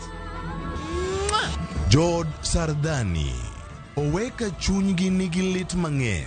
Kargi ji adekni, hera bro keto gi kamoro achiel nyaka chieng'. Chunogi ni nyaka gimakre motegno gi hera kod winjruok. Ok unyal paro kaka unopuonju, wan ji adek wan wachalo kaka ngum. to ng'um moriwre otegno, to mowere kamae ok otegno. To e piny kama gik malich timore, en ng'ano ma ginyalo geno. En ang'o momiyo nyakono okawo pache kamano? Kara nyakono en ng'a? Riwri kodwa e wuoth manyien mopong' gi hera kod chir.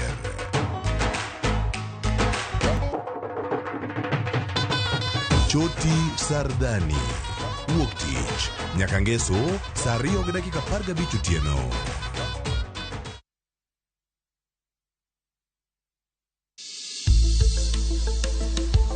Ngimawa en gima duong' moloyo. Onego bed ni wang'eyo kaka wadak, korka chiemo, exercise, nindo maber. Wakelo ni achiel kachiel lakteche man gi lony mararieya e weche ngima dhano. Kik wa discriminate ne joma nigi ndulume, to tikwa pandgi. Ng'eyo en teko. To kodok korka ngima mar del, bedo gi ng'eyo nyalo kelo lokruok maduong'. Wacho ni kendo Ruth pile pile ni e penj laktar kaindi chiemo watiyo godo mondo wageng' tuoche. Wabiro wuoyo gi ji e yo mabiro mulo chunyi kendo miyo pachi yawre. Obwongo gi del gin ga gigo motimre nade moriwore. Koro gimipidho obwongo mari luwore gi gino mipidho dendi. Riwri kod Ruth Otieno e penj laktar. Wuok tich nyaka tich abich saa 12 odhiambo mane Ramogi TV. Penj laktar. Ngima en mwandu.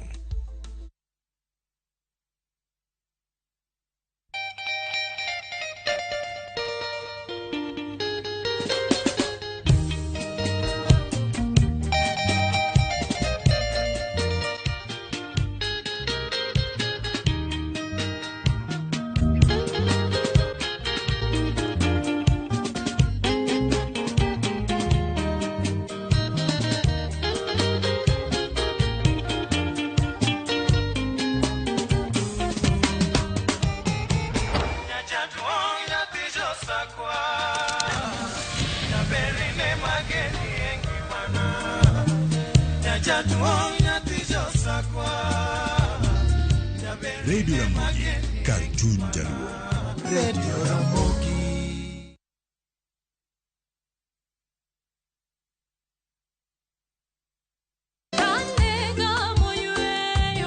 Fweny ngima maber e wach Nyasaye kanyakla gi wende majiwo chuny ahinya. E Injili ngima. Chieng' ngeso ka ngeso, kochakore saa 2 okinyi e Ramogi TV, wamiyi sabato maler kendo mamalo moloyo. Kod wende mamoro chuny moa kuom jothum mihero, kendo gi jokwath ma pacho ka. Nyasaye wuoyo kodi kendo wuoyo koda ni kik iluor gimoro nikech an kodi. Sabato tutapumzika milele yote. E Injili ngima. Ngeso ka ngeso, chakre saa 2 okinyi e Ramogi TV.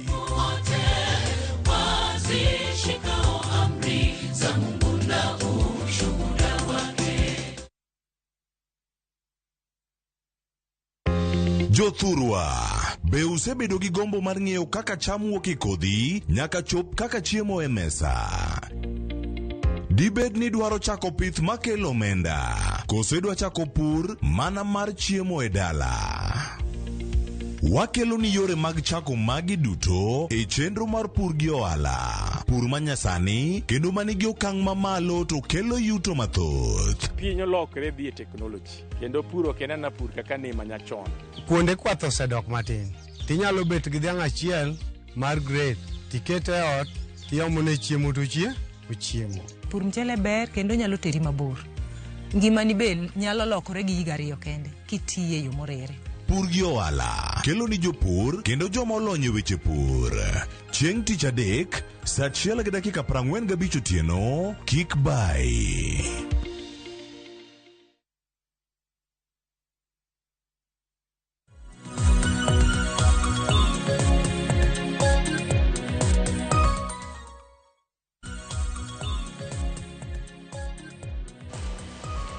Nyakwara Mugejuang osekalo dakika 20 tok sachiel mar okinyi machiegni e twak marwa mokwongo e chenro mar Upiny Okinyi ma kawuono kama dwa twak otudore kod medruok e neka mine e pacho kae. Nyakwara Mugejuang nyaka sani waseneno ka mine inego e yore magalagala mane momiyo odiochieng' manyoro riwruok mano mar okinde mag mine ma pacho kae mano miluongo kanyo ni FIDA kaachiel kod riwruok makedo ne ratiro mag joma mine kod riwruok mag jopuonjre odiochieng' manyoro ne giwuok oko ka koro gikwedo okang' mamalo kaka nek mag mine osebedo ka medore e pacho kae. Kata kamano sirikal ok osebedo ka kawo okang' mager kata mowinjore ne jomaundu manego joma mine. Kwatiyo kod ranyisi nitiere kwan mag ringre mathoth ahinya mano yude kar kunyo kware mano ma yudore bore Nairobi kae. Kata kamano achich manitudo kod nek makamano nohepo e tesend obila to nyaka sani obila pok onyisowa kapo ni noyude kata oyo. Magi achiel kuom to makoro riwruoge makedo ne ratiro mag joma mine nitiere gode pacho kae. Kata kamano ang'o makelo medruok mag nek mag joma mine to okang' mane minyalo kawo mar mondo mi othir nek mag joma mine kendo jogo ma oyud kod maundu makamago okawnegi okang' magera mar chik. Mane momiyo Okinyi ma kawuono Nyakwara Mugejuang antiere kae kod wendo mano Janet Anyango ma en jalopa jatatije mar FIDA Kenya. Oyawre Janet, chiew nade Okinyi ma kawuono? Oyawre inya Joyce, antie maber, amor biro ka mondo wabed gi twak weche mosebedo katimore gi ok morwa koro wan gi kuyo mang'eny kaka mine matiyo ne mang'iyo ratiro mag weche mag nyiri gi mine. Koro agoero kamano ahinya kuom luonga kawuono. Machiegni twak Okinyi ma kawuono Nyakwara Mugejuang mana kaka iseneno mano Janet Anyango jalup jatatije mar FIDA Kenya e wendo mantiere godo Okinyi ma kawuono. Penjo paro moramora ma intiere godo inyalo chwalonwa kokale namba mar ote machuok 36000 mbui moro mar Facebook ibiro yudowa achiel kachiel Ramogi TV X @Ramogi TV. Kan bende inyalo tudre koda e Facebook page mara ibiro yuda Joyce Oduor, mbui mara mar X ibiro yuda @JoyceOduor_. Kwachako twak marwa yanga Janet Okinyi ma kawuono inyalo mana nyisowa ni higni mokalo chien kata higane kwan mag joma mine mosenegi rom nade kata medruok mag kwan mine minego osemedore kiwango mane pacho kae. Mano makoro wanyalo wacho ni nonyayo ich wang' kuomu ka koro useyo sirikal nok osebedo ka timo matek e kawo ndamo mar chik ne jogo manego mine pacho kae. Erokamano Joyce. Nyoro kaka migawo mar FIDA ne wawacho ni igani kende wasekwano mine 30 gi joma nyiri kaka migawo mar FIDA. To adier mantie en ni pok wasebedo kwa ng'eyo ni kwan ni chal nade nikech polis nigi kwan mamargi, joma tiyo gi migawo moko mag sirikal nigi mamagi, kwa wuoyo gi joma nitie hospital nigi mamargi, ng'ama timo nonro mag nitie joma timo nonro mag wechegi migawo mok gin mag sirikal mabe miyowa nonro mamargi. Koro litnwa ahinya ni sirikal nitie, sirikal monego bed ni tayowa, monego bed ni ng'iyo ratirowa nitie to onge ng'ama nyalo ng'isowa ka e sirikal ni nonro chalo kama to magi gik ma wasebedo kwa timo. Koro en wach malit ahinya emomiyo nyoro nwa wuoyo matek kwa wacho ni ochopo sama koro ber ka jata piny ma president marwa wacho ni aseyudo kwan machalo kama to magi gik ma onego bed ni watimo. Koro kaka sani kwa bet ka awacho ni en wach malich kendo malit ahinya. Un usebedo kutiyo tich matek kabisa kendo abo chako medo ka wacho ni daer puoyo kabisa jo fwambo gi keyo nikech une ng'iso wa weche gi oko nikech kok ung'iso wa to ok wanyal ng'eyo. Nitie moko mabe nitie mbui mag social media mabe wanyalo neno. Koro watemo luwo kaka joma tiyo weche mag ng'iyo ratiro mag mine gi nyiri but en jukumu mar sirikal mondo ging'iswa ni nonro chalo kama to magi joma nego joma mine gi joma nyiri poko ging'isowa weche machalo kamano. Mano mamiyo wa ich wang' kabisa. To mana kaka iwacho kanyo Janet usebedo ka utimo nonro maru kendo useyango ni nyalo bedo ni kwan joma mine madirom 30 osenegi e higani kendo osenegi e yo magalagala. Kata kamano ang'o matimore pacho kae kaluwore kod nonro musebedo ka utimo bende nitiere trend moro manyalo wacho ni joma mine gi nego to kwa timo nonro marwa chalo ka gima inego gi e yore makama kata kotim nonro to nyalo bedo pointed to one person kata bedo pointed to group moro ni magi joma nyalo bedo ni nego joma mine kalore ni kata ng'ani ko negi tiyudo ka fundi mag dende onge nitiere weche moko manyalo bedo ni chal. En wach malit ahinya Joyce. Mokwongo manyalo wacho en ni waseneno ka nyiri matindo ng'eny kuom jominego. Waseneno ka be gin nyiri ma wawach ni manyo jomani mane tije gi menyo. Nineno nyako mane Mombasa mane taxi driver ng'ama mane yorege mag tich manya pesane ng'ato liwa to nege. Waseneno ka nonro wacho ni be jomantie e keny kata jomantie gima kizungu dendo ni relationship. Koro wawacho ni joma nego ji gi be gina ina joma wang'eyo joma wawach ni kata nin go relationship to koro rumo to ng'ani ok dwa dhi mbele gi maisha ne koro podo liwi mano be koro waseneno katimore ok ber. Cases matin kabisa inya wacho ni gin jok magikia. Awacho ni cases matin kabisa emomiyo koro sani ntie weche mang'eny ma wasebedo kwatemo timo mondo wang'ia ne kaka wanyalo bedo gi twak gi jok mopogore kabisa. Nyoro nwaluongo nyithiwa ma somo e university mbalariany to mane wabiro kaya apani ne dwe mokwongo cases gi bene timore mang'eny to nwang'eyo ka nyithiwa masomo e mbalariany be ne ng'eny kabisa. Koro dwaer wacho ni ochopo sama koro nyaka watim nonro to nonro ni ok bitim gi FIDA kende kata sirkal kende dwaro jok mang'eny ma ng'iyo gik mopogore opogore.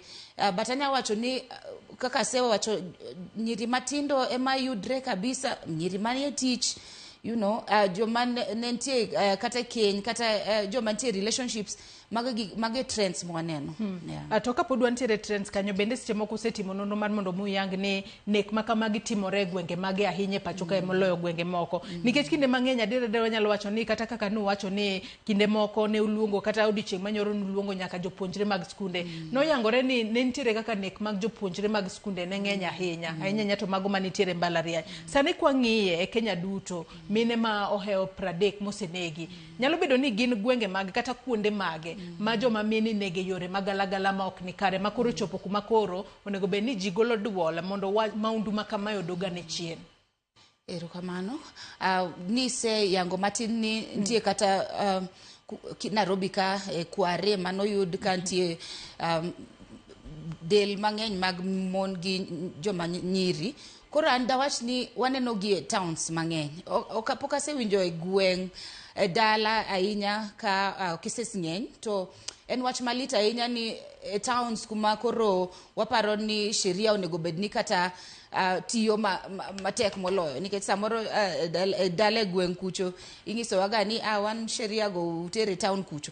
Koro lit ni town ma koro president wantie counties ntie G10 kae MPs wantie ema inego mon gi nyiri mang'eny moloyo en wach malit ahinya. To ken Nairobi kende waseneno Eldoret waneno Mombasa waneno Kisumu nyaka mogik ma Catholic mane wawinjo Rongo pod watimo nonro wang'eane ni ang'o manotimore to en wach malich ahinya ni nyathi matin chalo kamacha inyalo mana yud ka dende koro owite en kisima. Wach malit ahinya. En gino malit ahinya to odiochieng' manyoro bende kaka ne ugolo twak maru bende nu seyo sirikal ni nyaka sani adira achich mano Collins Jumaisi mane achich maduong' mani tudo kod neka makoch manotimore Kware kama waneno ka nitiere fundi mag del mani golo matende ni no nego joma minego yo malit ahinya inego ng'ato kisenege tichaki ikengo fundi mag dende kata kamano sirikal kaachiel kod okwach kich pok ong'iso adiera ni jago ni nitiere kanye to kopogore kod mano bende nitiere kata thoe moko ma seche moko ok wawacha ahinya to nyaka sani pok wayango ka joma noneko makamago osekawnegi okang' mager. Bende sirikal ma pacho ka osetimo osekedo ahinya e wechegi mag nek mag joma mine koso onego bed ni gitimo ang'o mondo nek mag joma mine odoga ne chien ahinya to ne joma undu kata chije ma itudo kod nek mag joma mine. Erokamano.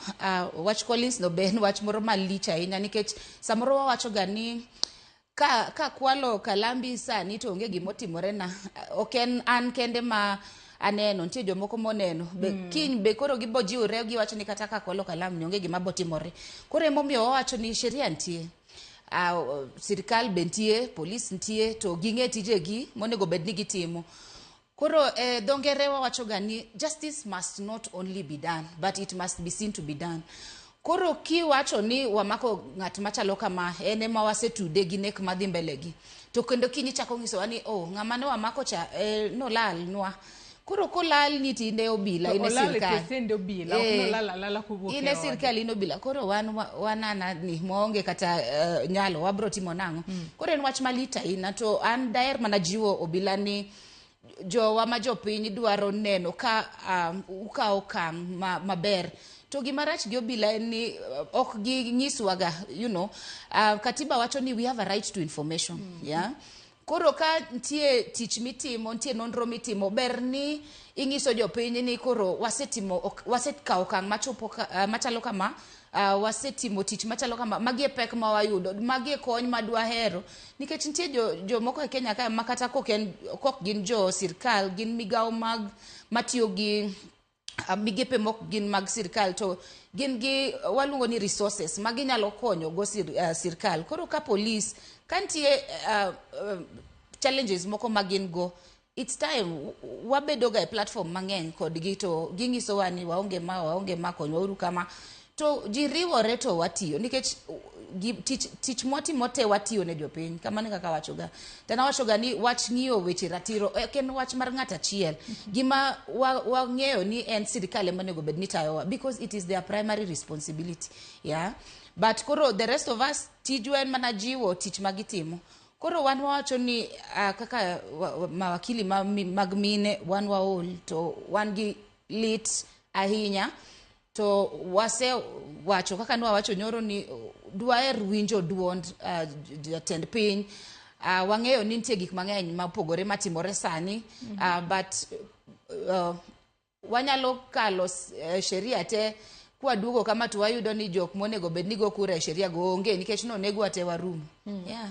Ato nyaka sani kapod wantiere mane weche mag sheria kata weche ma sirkal onego bed ni timo. Kwa ng'iyo cases mago mag femicide pacho kae adira Janetin kaka achiel kuom okinde ahinya to mago ma kedo ne ratiro mag joma mine pacho kae. Bende onyalo wacho ni nitiere chike ma wanyalo wacho ni ka oyud ng'ato konego ng'ama miyo mano miluongo kanyo kod dho ngere ni femicide to nitiere chik wacho kama kotudore kod femicide. Kose kinde mang'eny weche mag femicide ikawo gi kaka wanyalo wacho ni gin domestic violence kata gender based violence kose gin chike mwatiyo godo mwasumo kowuok e pinje maoko. Bende nitiere chike moyang ne weche mag femicide pacho kae mar mondo mi e kinde mabiro mbele seche moko jopiny onego bed ni tiego ni koyudi kinego ng'ama miyo to chik wacho kama kendo ndamo mar chik ibiro bedo kama imibo bed kikawni. Erokamano Joyce. Adier ni Kenya kae pok waseloso chik ma yango ni en femicide to ng'ama onego ng'ama miyo kata ng'ama nyako kama kaka onego bed ni doho tiyo kode. Adier ni wasebedo gi chik ma waluongo ni penal code. Penal code en mar chon kabisa. To ang'eyo ni mbalariany osebedo kakao steps mag temo loko chikno gise wuoyo gi jok mopogore to en discussion madhi mbele sani. Of course ntie waluongo ni Sexual Offences Act mabe ntie miyo chike moko mopogore ka oyudi ka imako ng'ama nyathi kata ng'ama miyo be ntie kaka itiyo kodi. Koro wacho ni kaka nwaloso Sexual Offences Act cha kaka be wanyalo loso specific chik mar mang'iyo weche femicide kata waloke penal code kata wasoya neni obed more strict nikech aneno ni jok mosebedo ka imako e weche femicide gi samoro nikech sheria wacho ni gin gi right mar bail samoro gilal moko poko fweny gin jok mamage. Koro wawacho ni wang'ia ne weche gi matut mokalo to en discussion mosebedo go mang'eny kata sani wawacho ni nyaka wati gi od bura marwa ma parliament mondo wang'ia ne wach ni matut moloyo nikech statistics ntie mang'eny oko kae to watimatima nonro mondo wang'ia ne maber ni magie trends to kama kaka onego bed ni watimo nikech sheria onego bed ni dho ngere wacho ni deterrence ni ka sheria obedo ma strict kabisa jibo ng'eyo ni mayo gima ok onego bed natimo. Yeah. Ato nyaka sani kinde mang'eny wasebedo ka waneno enek mag mine mosebedo ka timore pacho kae. adiera jomoko kinde mang'eny wuok oko to akena wach kod dongere ni they blame the victim. Gipenjore ni ang'o momiyo nodhi kanyo. Bende ginen gino makare ahinya. Kata kamano wanyalo wacho ni ere kaka weche mag society kata weche mag culture seche moko thiro weche gi mag femicide. Nikech yudo ni kata ka ng'ato wati kod ranyisi nyadendi moro no wuok odhi limo osiepne moro to onege kuro. Kinde mang'eny waneno ni nyako no bedo blamed ni en ang'o momiyo nodhi kuro. Kata kamano seche miwuok kumoro kidhi kumoro ikia ni gima kamano nyalo yudi. Weche gi mag blaming the victim kata weche ma society oketowa godo e weche mag femicide. Ere kaka wanyalo kedo kodgi kaluwore ni mano e tuo mokwongo ma ka wakedo godo to seche moko weche mag femicide kata nek mag mine nyalo dok piny. Erokamano Joyce, adier en ni wasebedo ka watuak gi survivors wa kata victims gi families gi to gima ginyisowa ni samoro giluor biro wacho gima notimore negi nikech penjo ma kori wachogo ng'ato biro chako penji ni nirwakri nade ang'o mani timo kanyo gotieno ang'o mitimo imanyo ng'ato e mbui koro an daher nyiso jopiny niya ato misifa weroga wer moro ni ok ibi limita koro wawach ni ok wabi limit joma mine ok wabi limit nyithiwa manyiri nikech ok inyal ng'eyo kama ibro romo gi ng'at mang'etni koro anawacho ga ni sheria wa article 45 oyienwa ni ng'ama nyako gi ng'ama wuoyi unyaga yiero kuma unyalo romo to uchako familia mari.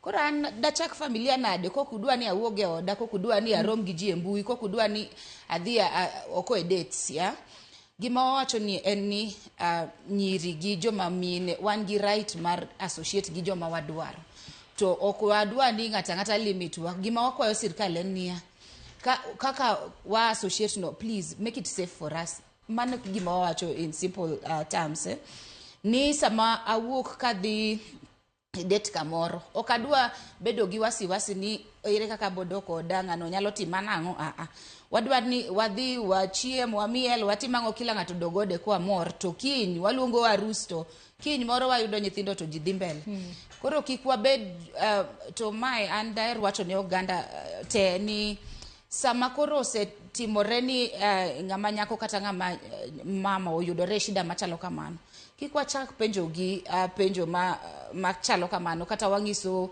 families an asewinjo ka ji ng'iso mine ni in mi ok raise nyathini maber mano gima ok ber koro kaka FIDA wan wacho ga ni approach marwa en gima waluongo gi dho ngere ni survivor centeredness ni by that time ni koro osetimore iseyudori ni samoro ng'ato nomaki e yo mok ber samoro kata nonegi family ni erodong ere kaka wanyalo support family ni mondo wajiw gi mondo gidhi yud ratiro mamargi koro wan kaka FIDA wacho ni sama gima kamano osetimore kik wapenjo ma ok ber penjo ma ok kamano wawe joma mine mondo relate freely and safely ato bende kaka FIDA be useromo koda katiyo kod dho ngere stereotypes kata misconceptions moko ahinya nyama nitiere weche gi mag femicide ma kumochope piny Kenya kae onego bed ni waloso e wigi mar mondo mi girum nikech kinde mang'eny iwinjo ka nitiere weche moko miwacho moko kuom gi ok gin adiera moko kuom gi bende gichalo ka gima donjo ne joma mine ahinya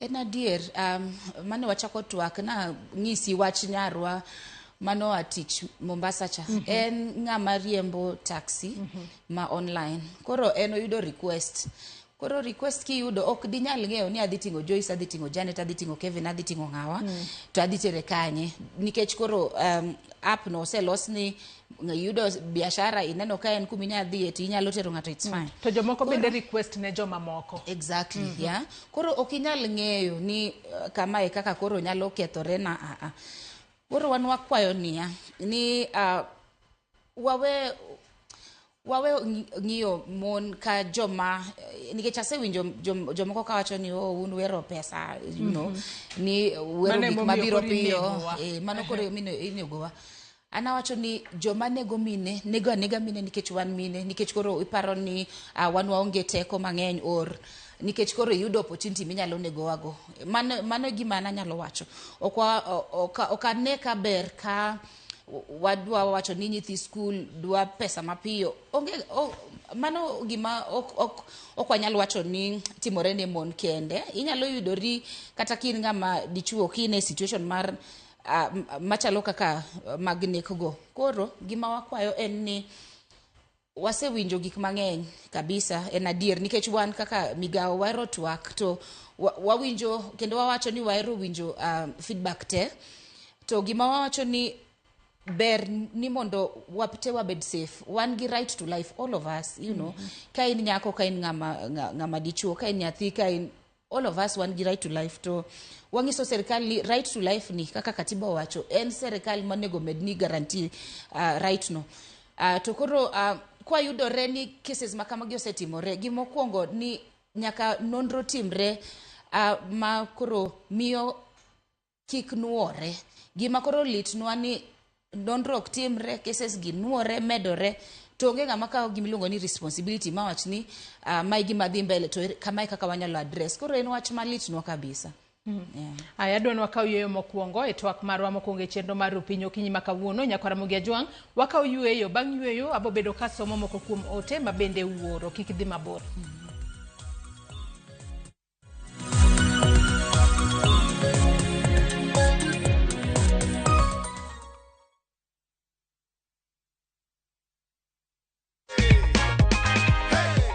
Umepanga matumizi ya hii pesa? Kuna school fees imenilemea kidogo na kwa biashara yangu nitaiboost. Ndio hivyo sasa, ndio cheki yako.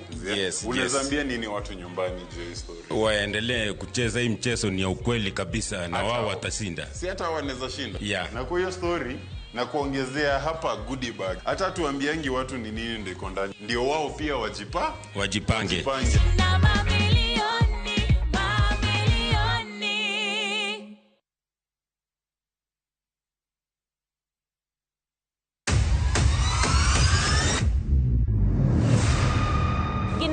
Makelo dongruok mopogore opogore. Don't speak on our issues as women. Let us be the one to speak. Kaka gikete ratil, familia koda tijegi. People's power! People's power! Magitimo gisiso kod lony. As the woman representative of Homa Bay County, this nation is hungry and there is no question about it. Minegi ni etelo. Gijiwo kendo gikelo lony mopogore opogore. Mentorship en gimoro ma important kabisa. Mano konyo ji kendo miyo ji bet gi positive attitude. Gimiyo lony margi kanyakla kod yudo duoko ne chandruoge duto magikale. We want leaders to be fair to the nation. To emine wacho sigand miyo kamiyo ogen. Mine wacho ngeso ka ngeso kod jailieta.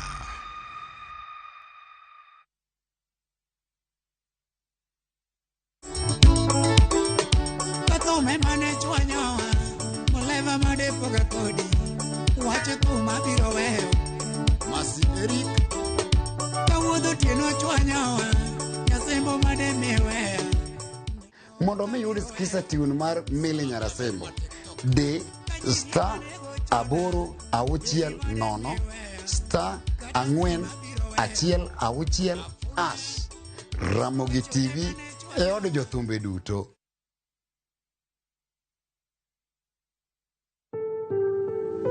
Nyalo bedo ni in kod tuo mar kansa. Yie mar bedo jaloch mar tuo mar kansa en mana bedo gi paro makare. Limod thieth mondo timni check-ups. Cham chiemo mowinjore, timo rako, kendo lu kaka ochiki gi laktar. Yier mar bedo jakedo ne tuo mar kansa. Ote ni ukelni kod Royal Media Services. We care.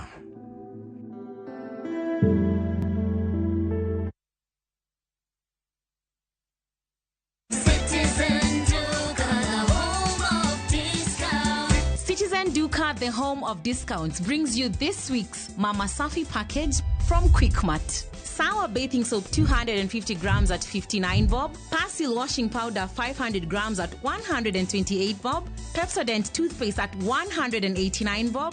Quick Choice tissue 4-pack at 189 bob. Packing bag 40 shillings. Ukinunua hii package ukitumia Citizen Duka, utalipa only 605 shillings, meaning utakuwa umesave 262 shillings. Piga *487*5# na ulipe saizi ka vitu bado ziko kwa stock. Citizen Duka, home of discount.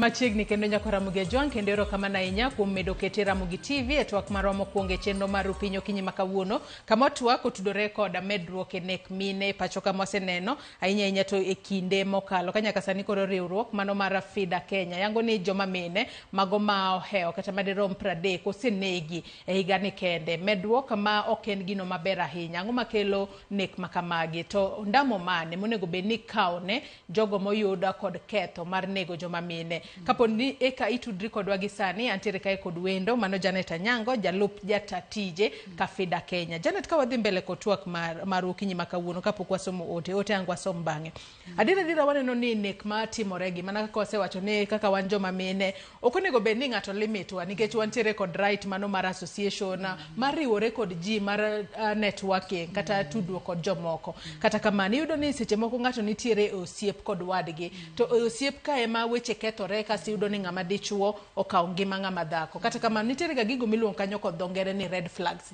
gin kaka mage ma joma mine kata joma nyiri matindo onego bed ni ng'iyo bed mago masome mbalariany kata mago mosetieko tiegruok kendo tiyo kuonde mopogore opogore. Erokamano.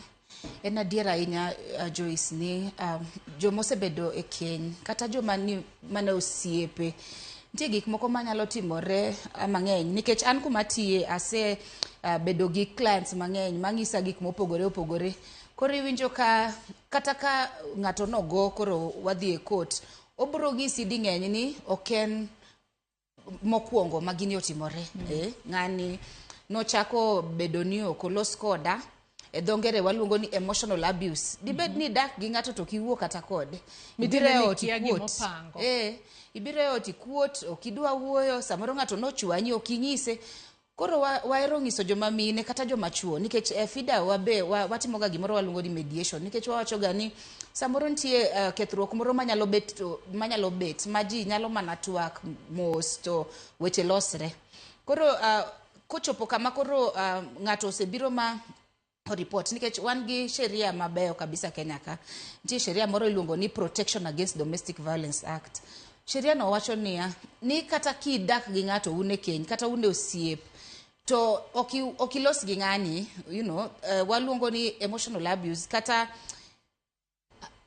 akenya wach nango ni samoro gimoro chwanyi to kidwa wacho koro ich wang medre mane kaka inya yudriga iwang'o pi maliet miwang'o go wadu kata imuro salad miwang'o go wadu koro samoro nitie gigi chakorega matin kabisa cases awacho ni cases ma waseneno mag joma nie keny kata joma nie osiepe ding'eny gibro ng'isi ni ok en gima nochakore achaka nyoro en gima osebedo katimore to samoro waling' ok wawachi koro dho ngere kaka iwacho waluongo gi ni red flags samoro ng'ato biro to samoro oting'o ni duonde oyawo ni wang'e omoro ni wang'e me ibuok ipenjri ni mato mane to ber ni ing'iso ng'ato achiel kata ji ariyo moko ing'isogi ni gima kama timore to aneno ka abuok matin ng'ata ni lokre konywa uru ketwa uru piny walos mondi to ka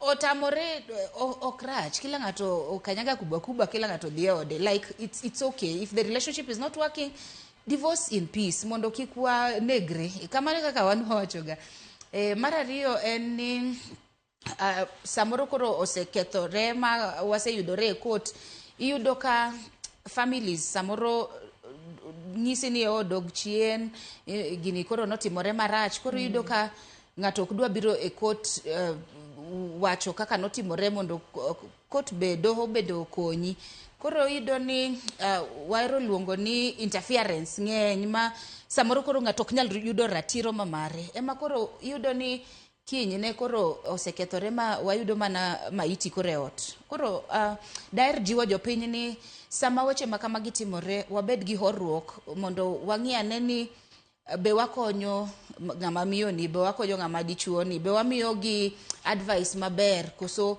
wadonja e weche mwakia warito ka koro gin maiti waol gi kwano maiti mag mon gi nyiri Kenya ka ander wacho kamano ato nyaka sani un kaka riwruok mano mar FIDA Kenya inyanya to mano ma kedo ne ratiro mag joma mine pacho kae nyalo bedo ni gin awach kod ni intervention measures mage maseche moko ukaw mar mondo mi ukonyo joma mine ma seche moko osewuok oko ba giyangore ni anto adira yango ni ngimana nitiere kama ng'aw mana kiwacho ni nitiere moko kiseneno red flag moro ni ng'ato ogoyo ni koko e yo ma ok owinjore seche moko ng'ise kata ni in chieng' moro abiro negi in chieng' moro abiro goyi ba hinyi. Ere kaka ukonyo joma mine ma kamago? Otero kamano. Koro kaka FIDA gima nwatimo mokwongo nwawacho ni wasewinjo ka mine wacho mang'eny ni samoro kata ka gidhi ka polis ok dwa winjogi kata ok dwa yie ni gima kama timore. Koro samoro ging'isogi ni mago weche ot dhiuru tieke dala, ok gidwa keto gi piny mondo gitwak kodgi.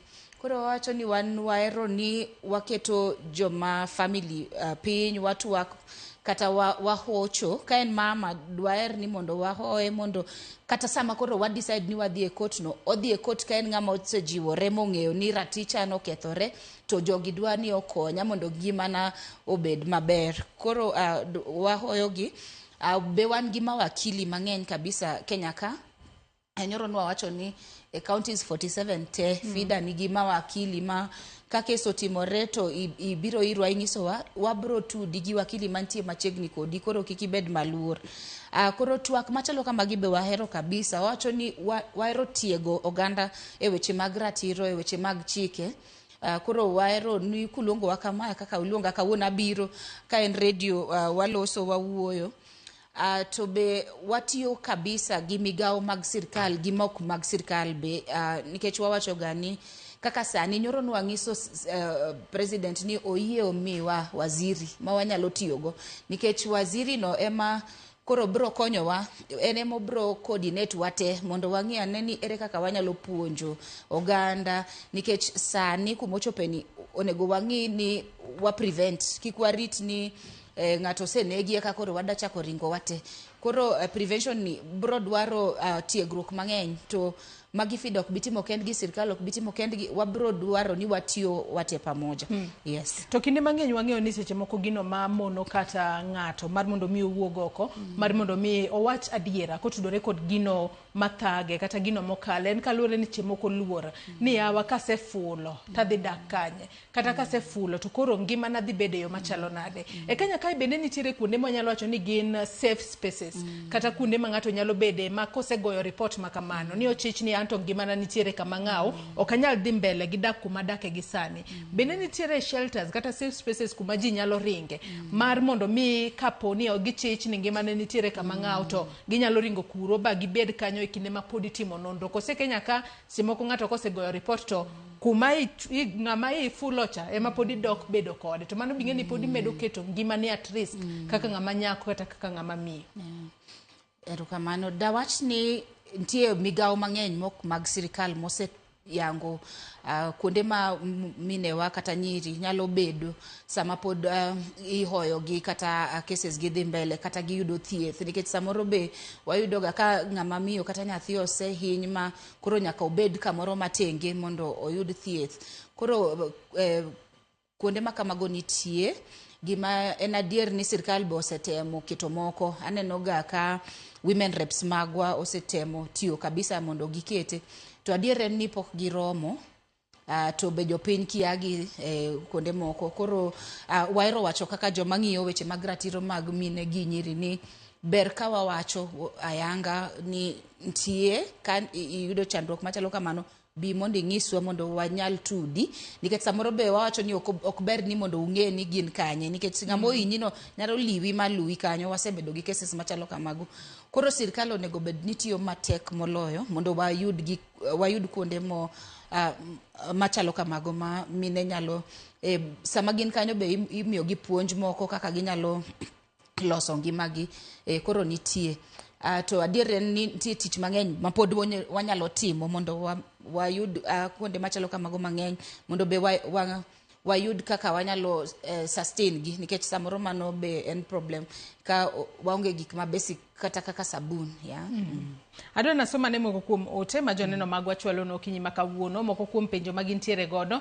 Janet mantiere godo e studio kinyi makawuono bro bedo kasomo achiel kachiel. Vitalis Ochieng wuod game karariu wacho ka ino yawre Joyce Oduora mor gi chenro kendo gweng'a aneno ni oru maber koth mapek e magowa aduwa waduoko ne Nyasaye erokamano kuom chiewo An nek matimore gi sani otama pimo nikech sirikal ni ok okawo ka gimoro en mana kasorido gi dhog ji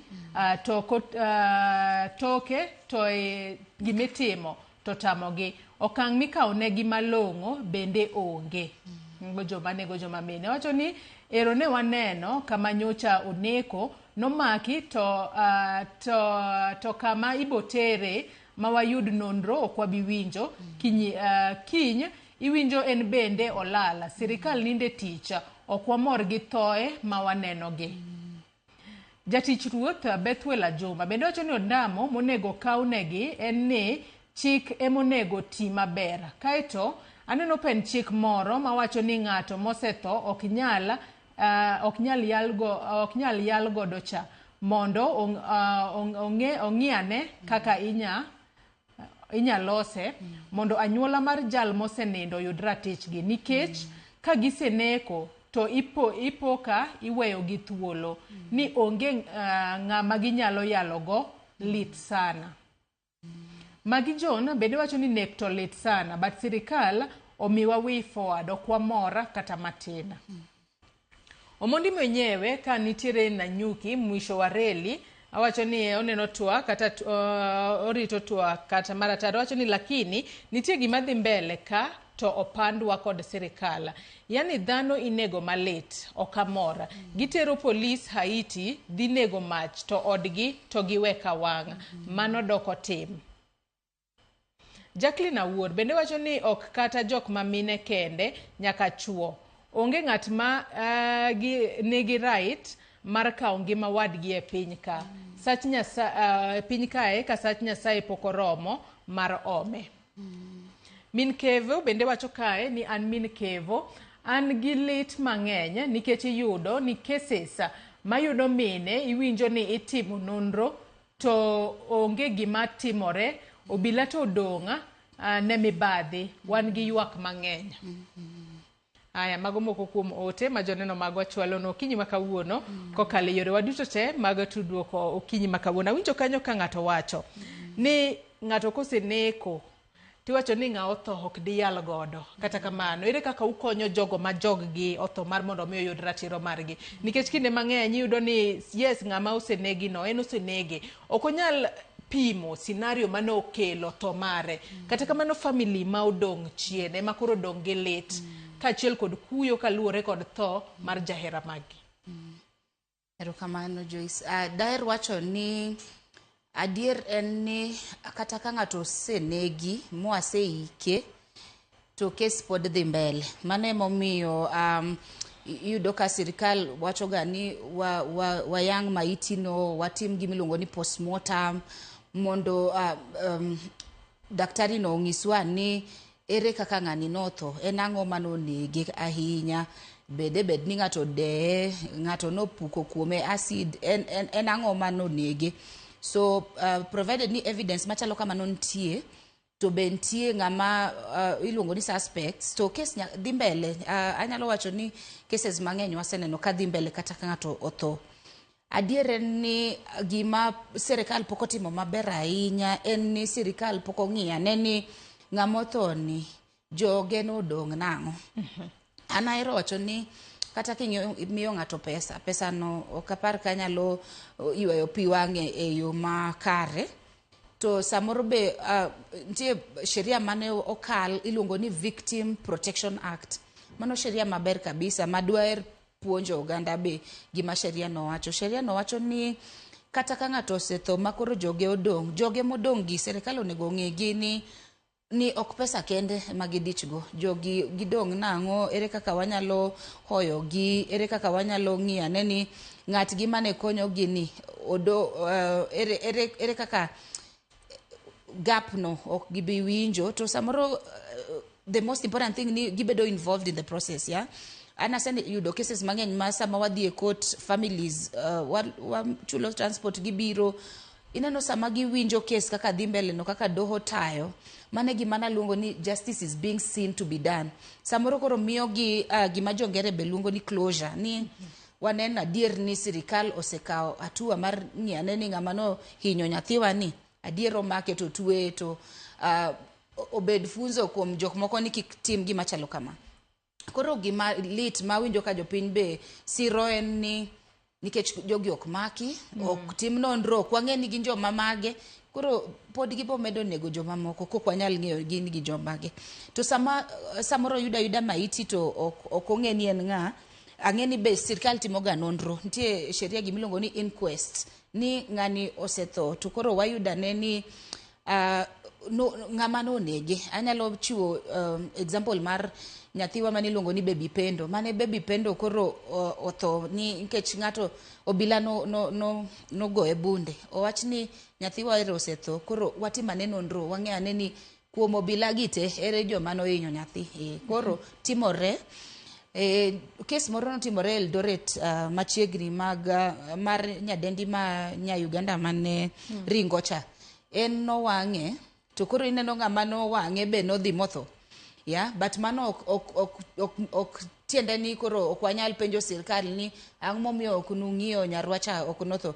Koro wabe kaka joma ng'iyo weche mag ratiro nitie kaka wanyalo tero nyaka sirkal e court. Wang'iso sirkal ni wan katiba wacho ni en duty ma maru mondo protect wa. Unun kanye mane nyako ni hinyo. To kes no kwatemo luwo. Bende nyako no chiwo report mathoth ahinya ka polis ni ngima ne nitiere kamano. Kabisa Joyce ni ok nen mokwongo mang'ani nobuoge. Koro wahero penjo polis ni sama mine kata joma nyiri biro ng'iso uni gima kama timore. Yeu yawe itu, uwinj, teme urutim nonro. Nikech samoro obo biro kende kata ng'ato nono. Aero ga ng'iso joma tiyogo ni kata kiwinjo ka jirandi pamo, in gi duty mar ng'iso polis ni sama kama nitie jomodak ga buta ka, awinjo ga ka koko moro timore sama kama, biuru winju kendu. To polis bo nego protecti. Ni penjo moro kanyo mar ere kaka wanyalo ng'iyane ni joma biro report wang'iyo right gi. Koro nitie sheria iluongo ni witness protection. Sama koro wasechope court ni koro in shahidi, sheria nyalo protecti ma kik hinyi nyaka case room, nikech kata after case pod in gi right mar bedo protected ka ng'ama no biro mowacho ni gima kama notimore na neno to ok ber to ichiwo shahidi. To kata kamano wang'e ni wechegi mago mag femicide kaachiel kod gwandruok mag udi kata domestic violence gin weche ma seche moko nyalo lead to femicide kata moko nyalo miyo ng'ato ok bed kumoro makare. Bende nitiere yore ma seche moko onego bed ni ipuonjo godo oganda inyanyato joma chuo kotudore kod wechegi mag dhaw mag kit chwech kaachiel kod wechego mag femicide. E Kenya ka bende osepuonje ji malong'o ahinya kotudore kod weche makamago, Janet? Mano gimomiyo Joyce wawacho ni wakwayo president wa mondo miwa CS ma wanyalo tiyogo mag weche mag gender, nikech mokwongo tije en mar puonjo oganda. Koro wan kaka joma konyo sirkal, joma konyo tich ma sirkal timo, wan ok wan sirkal, wan wanyalo mana jiwo tich ma sirkal timo. But anyalo wacho ni wasetemo matek ahinya sama chike makamago wuok, watemo ng'iyane ni ere kaka wanyalo break down chik ni mondo waket kata e dholuo e Kikuyu mondo jowa makata nyalo bedo ni ok odhi e skul nyalo ng'eyo kata nyalo access mayot. Koro puonj en gima dhi mbele pile. Sheria be lokre pile. Ineno sani ji temo loko sirkal sheria mag bede parliament nyaka kani higni 7. Koro sheria en gima lokre pile. To kolokore jowa ma jopiny nyaka bed ni wapuonjo, watiego, wang'iso gi ni kama e kaka onego bed wadak gi kwe, gima kama kotimore to idhi report kama idhi hospital. Koro andaer wacho ni ma tich ma en tich madhi mbele, to en tich madwaro pesa. Koro kata ka minister wan osebiro, wakwayo sirkal be mondo gi prioritize gi ministry no pesa mondo tich odhi mbele mayot. Adwa ka yeyo mar ariyo kendo e twak mar chendo mar piny okinyi makawuono nyaka Ramogi Jwang med chwalo ote kata penjo mora mora, waboduogo kwa somogi moko kuom penjo ma intiere godo inyalo ndikonwa kokalo yore waduto te mag tudruok mano moriwo nyaka namba mar ote machuok mar 2360. Wamodho pi matin waduogo wadhi mbele, kik idhi mabor.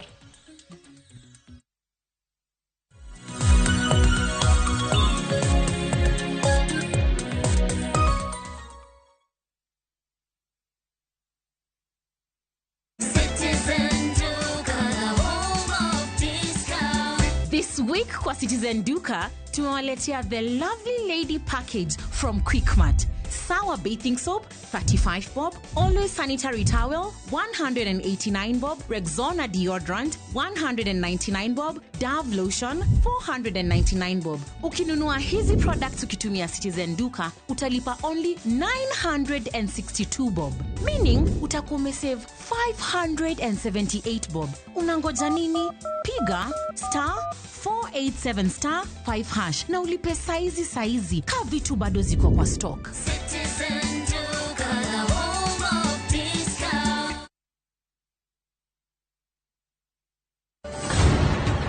Eichung Punjab, hera motegno ne odongo. I love you, Sarabjit. Jod Sardani, oweka chunygi nigi lit mang'eny. Kargi ji adekni, hera bro keto gi kamoro achiel nyaka chieng'. Chunogi ni nyaka gimakre motegno gi hera kod winjruok. Okunyal paro kaka unopuonju. Wan ji adek, wan wachalo kaka ngum.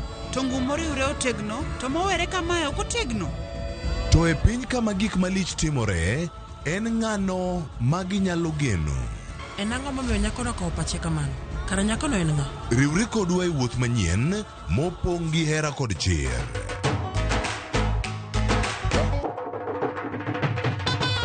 Choti Sardani, wuok tich nyaka ngeso saa 2:15 otieno.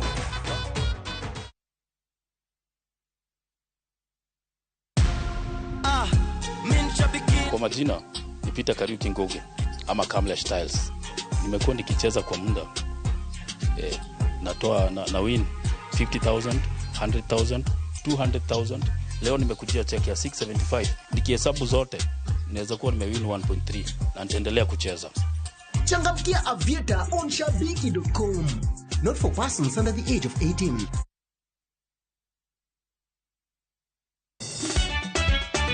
Tugo koro eka iye ochacho. Participate. Ka gik moko medo mana fwenyore, to ngima bende medo bedo matek e boma maduong'. Gimora mora ma Nyasaye omiya okawene jachien. Yud mor e ngimani kokalo e gik matindo. Onge ka mwaluoro bwana ochiel chunye ni wakete pile wacha. Ni ane ngima nyar kochia kod osiepene kachiel kod joodgi. Kata letre jiere ya lak chogo. Ok ginyal weyi ma ok inyiero. Alo ka ero joma ero walo. Alo ka ero ng'at manyisa gik moko. Nyar kochia, tich abich ka tich abich, saa 1:55 otieno. Mana e Ramogi TV.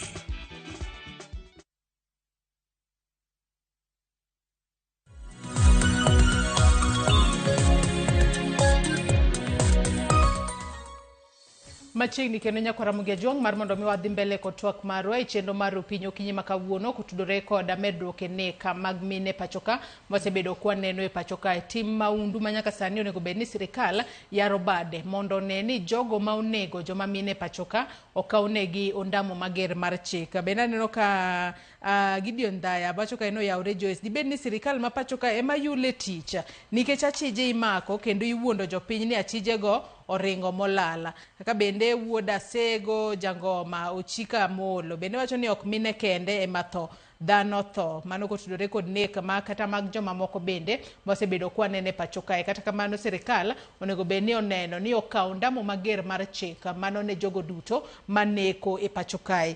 Kodhi mbele kod twak marwa Janet, nyaka sani un kaka riwruok mano mar FIDA, ere kaka ukonyo mago e yudo ratiro, ukonyo jogo ma oneg jogegi e yudo ratiro, ahinya nyaka oseneg jogegi mamine e yo makoch. Kaka wati kod ranyisi nek mano timore Kware, busebedo ka uluwo mar mondo mune ni jogo mane onegi, familia magi yudo ratiro magi. Kachiel kod kata mano ma nyando timore machiegni, nitiere nyar MC moro kanyo nonegi, nitiere jomoko adek mayando negi kar dak ma Isilibore Nairobi kae. Bende nitiere kaka ukonyo mar mondo mi unene familia magi oyudo ratiro e yo makare.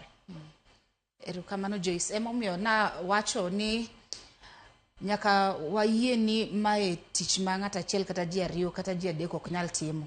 Nikech gima waseneno en ni iyudo ka owit dend mon kata nyiri kamoro. Koro sama del oyud cha, gima kwongo en ni polis biro indiko report, asto koro wadhi ka daktari ma sirkal makoro yango daktari nyisowa ni ng'ani nyaka bedni gima kama emano timorene. Koro gima koro polis temo ng'iyo polis koro timo nonro tema ne ng'iyo ni kaka dikech daktari bro wacho ni del ni no neg nyalo bedni en wach ni kata wik achiel kata mano kalo kata nyoro kata sani nitie kaka daktari ong'e wacho. Koro mane bomiyo polis gimiluongo ni leads. Koro gichako ng'iyane ni ng'ani bende nitie gi simu to simbe ni ng'ama nowuoyo go mogik. Koro gima chalo kamago. Koro en tich ma daher wacho ni joma ng'eny bro timo. Koro nitie gik moko ariyo. Mokwongo en ni ng'ani koro osetho, nitie familia ne manodong'. Mano tich moro mopogore kabisa. Kasto nitie koro ng'ama koro thoni ebe koro dende ni timo ne nonro timo reports te asto koro wadwa dhi court wadwa wacho ni joma kamagi ema bedo suspected. Koro adier en kaka FIDA gima watimo mondi waero gani wachopo ir familia to watemo hoyo gi mondi ket sama kamano jini gi lit mang'eny. Kata MCM wacho no nyoro na temo ng'iyo news to na awinjo ko wuoyo malit kabisa. Kata governor Waiguru no medo duonde mo wacho ni ochopo koro sama koro wate nyaka wawuogo ko wawach ni waweuru nego mine waweuru nego joma chuo ni minewa magisiligo be no iyudo ka dendgi oyang marach kabisa. Koro ipenjri ni en lit manade manyalo miyo ng'ato okeng dhano wadgi kamae. Koro adier ni bro dwaro wate police bro dwaro wate doho judiciary bro dwaro hospital bro dwaro wan mwatimo tije mag hoyo gi puonjo chike gi twak mar jite bro dwaro kata in nikech kiny inyalo yudo kiwuok oko idhi tich iromo gima itie ndara. Koro nyaka idhi ng'is polis ni gima kama osetimore kik wabed jomo daka gi haraka mamarwa wang'iyo ngima wa kende nikech jomine gogo gi nyithiwa gin nyiminewa gin minewa en wach malit kabisa. Tadira usebedo ka utimo tich makare ahinya maneno ni jogo ma onegi jogi yudo ratiro yo makare kata kamano gino hinga mage ma uromo gode yor tich maneno ni justice obedo served kata obedo ni ng'ato setho to koro kiko bed ni maiti ok yal godo tanyula mare modong' oyudo ratiro kata kamano challenges gin mage ma un kaka FIDA ma uparo ni kobedo addressed yo makare tunyalo konyo ahinya victims mago maga femicide kendo ratiro bedo served mondo bed puonja ne ng'ama nyalo bedo kod paro mar kawo ngima ng'ama miyo. Daher wacho ni gima duong' ahinya ma wasebedo kwa timo en ni pokwa neno ka jogi mako samoro kata family bro ng'isi ni wang'eyo kendo wa suspect 1 2 3 4 but koro police poko sebedo kamako to timo nonro kwa tima nonro maber ma waloso gi dhongere wadendo ni watertight evidence sama koro dhi e doho of course system wa en ni ka mak ng'ato they are innocent until they are proven guilty. Koro guilt ni standard wawacho gani it's a very high burden of proof ma nyaka wawach ni ng'ama kama no yud kama sama kama to no timo gima kama. Koro mano gima ananya wacho ni nonro kwa tima maber to wanyalo yudo nikech joma nego mine anyalo ng'isi Joyce ni ok gin jok ma wakia gin joma high chances yudo ni ng'amo ing'eyo ng'amo sebuogi before something like that. Yeah, very few cases ema wayudo gani ena ng'ama pok ni romo gago cases matin kabisa. Ato Janet bende wang'eyo ni kwa tiyo kod ranyisi nyadendi Monica Kimani nonegi higni mamoko to wang'eyo ni en higani ema wanyalo wacho ni familia margi noyudo ratiro to kadono se timo nonro ba otieko yalo bura makamano. Adira waneno ka buche mathoth deko e doho kacha wach deko e do wach buche deko e doho ahinya to buche mag femicide ginyalo tieke yo machalo nade nikech ka watni osetho in kaka ng'ato intiere kod lite chunyi kata bedo ni useike ng'ato nyalo wacho ni bang' seche moko to kata bedo ni litno ok nya rumo tinyalo ng'iyo godo to ka bura pod nitiere doho kacha to litno en gino midak godo kinde ka kinde matene ni kinde ka kinde kidhi e doho kacha podi para ng'at mano othono. Ere kaka buche madeke doho gi tinyalo konyi mar mondo mi koneg ng'ato koyudi kod ketho wach ni okaw kata juma achiel kende to achijno ikaw ne ondamo mager mar chik kata ka en tweye itweye kata ikaw ne ondamo moro matemo kontiere chike ma pacho kae. Okay. Anya wacho ni doho osetemo, judiciary oseloso courts moko ma koro winjo cases ma wacho ni gender based violence. Emomiyo wacho ni sani ber ahinya ni sama wang'iyo weche loko chik ni wang'iyo ne chik mar nego mon ni mondo wakete ka chik ma specific ma doho machalo kamago nyalo winjo. En adier ni kata cases mag mako nyithindo, mako joma mine, mwadendo ni rape, defilement, for a long time ne iwinjo giga mana doho ma kawaida, but sani Chief Justice wa marwa oseketo courts iluongo ni special courts ma winjo cases machalo kamago. Koro ka ose ketnwa special court bro miyo case dhi mapiyo kabisa, provided ni evidence osetim, FIDA osechiwo wakili, prosecution osekelo prosecutor, koro case dhi timore mapiyo nikech kaka iwacho ni families ngisowaga every time ni sama gidhi e court litno pod en kaka kidonda pod ichiege to ok ber, giwinjo ka lit ahinya. Yeah.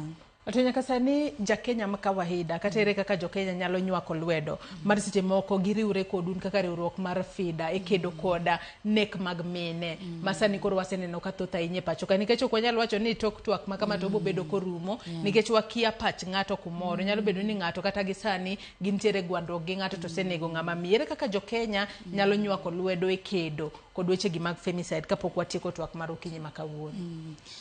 Koro sani nitie campaign ma watimo dwe mar 11 gi dwe mar 12 waluongo ni 16 days of activism against gender based violence. Ndalo machalo kamago the first thing wapenjre ga ni sama kamae ere kaka wanyalo wacho ni wasekedo gi weche mag ketho ratiro mag mine gi joma nyiri. Koro wapenjre kamano mondi to wacho ni okay, gik mwasetimo gite be cases gidok chien koso gimedore, to kwa yudo ka gimedore kaka sani wapenjre ni ere kaka wanyalo timo. Koro adiere ni wasetemo kabisa ni mondo wanyal tiego ji wach sheria kama kaka sheria wacho, katiba wacho, kama gima kama kotimore to kama kaka onego bedni wa report gik machalo kamago. Koro kaka wacho ni okwa bihol pod wabo medo tiego jowa. Asto gimoro kendo ma onego wasetimo en ni waseluongore joma timo tije machalo kamato wabet piny watu wakwa penjre ni in kaka FIDA inyalo timo nango, in kaka sirikal inyalo timo nango, in kaka court inyalo timo nango. Koro gima wayudo ni ntie conversation mabe okwero ga yudo mar gimilongo ni mental health. To ansani awacho ni ber ahinya mondo wapenjre ane ni ere kaka an awinjo, bentie gik machando pacha, bentie ng'ama nyalo loso go, ere kaka anyalo timo ka iyo wang' kabisa, awuok adhi kosa timo nango. Kiki yudri ni koro iyo wang' gima koro ineno ni onegi tim en pado wadu kata olo pi maliet kuom wadu, ere kaka inyalo yudo kony mondo ilos gi ng'ato. Wapenjo madaktari ni ere kaka wanyalo loso campaign maber ma wangiso ji ni kin gi stress okituo ni koro kin gi mental problem ni kodi tuo, hapana, en gima inyalo yudo kony sama pok odhi mabor mondo kik wayudre cases machalo kamagi. Koro campaign ni sani wawacho ni wadwa medo tiego ji, wadwaro medo tiego ji wach sheria, wach katiba, gimomiyo onego wa respect the right to life, you know, gik machalo kamago. Yeah.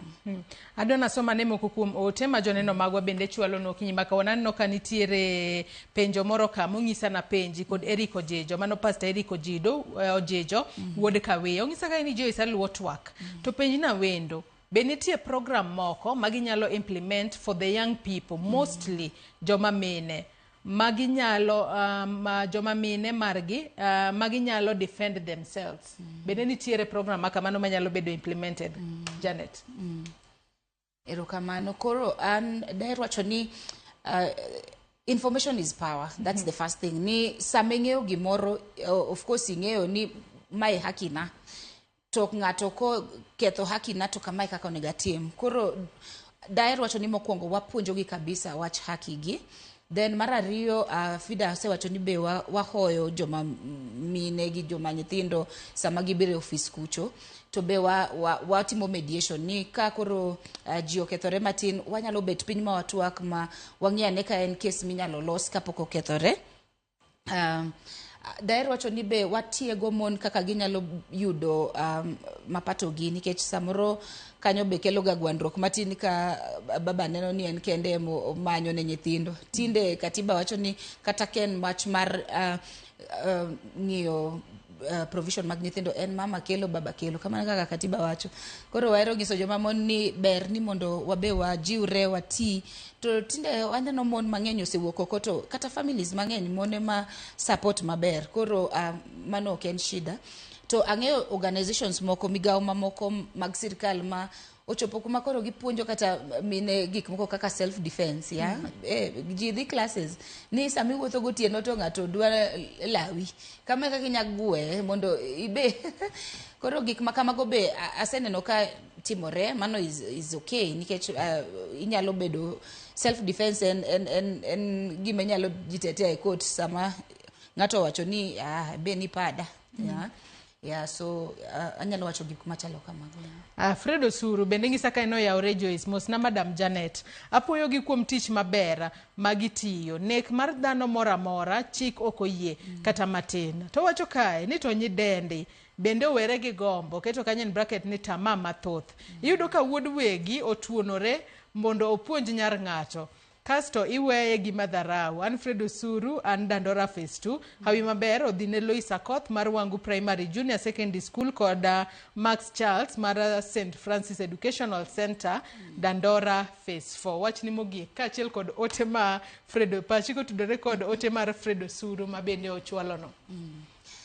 Koro daher mana wacho matin ni wach tamano Fred kikipara ahinya ni sama iromo gi ng'ato to une keny kata une osiep ine ming'eyo gima omiyo digol pesa ni miter ng'ano school koro in kisetimo makari to gino ok ti kila ng'ato dhi adhiya kuma dhiye kaka nuromo kaka be uweru kapok gik moko kethore koro ok dawach ni joma mine kende manigi tama nitie chuo be manigi tama koro ok ber emomiyo wacho ni cases gi ok bi rumo kamane kaka wang'iyo mon be ok bi rumo kamane kaka wang'iyo chuo. Anyway mano koro gima nwaluongo ni victim blaming cha ok adwa wache mang'eny.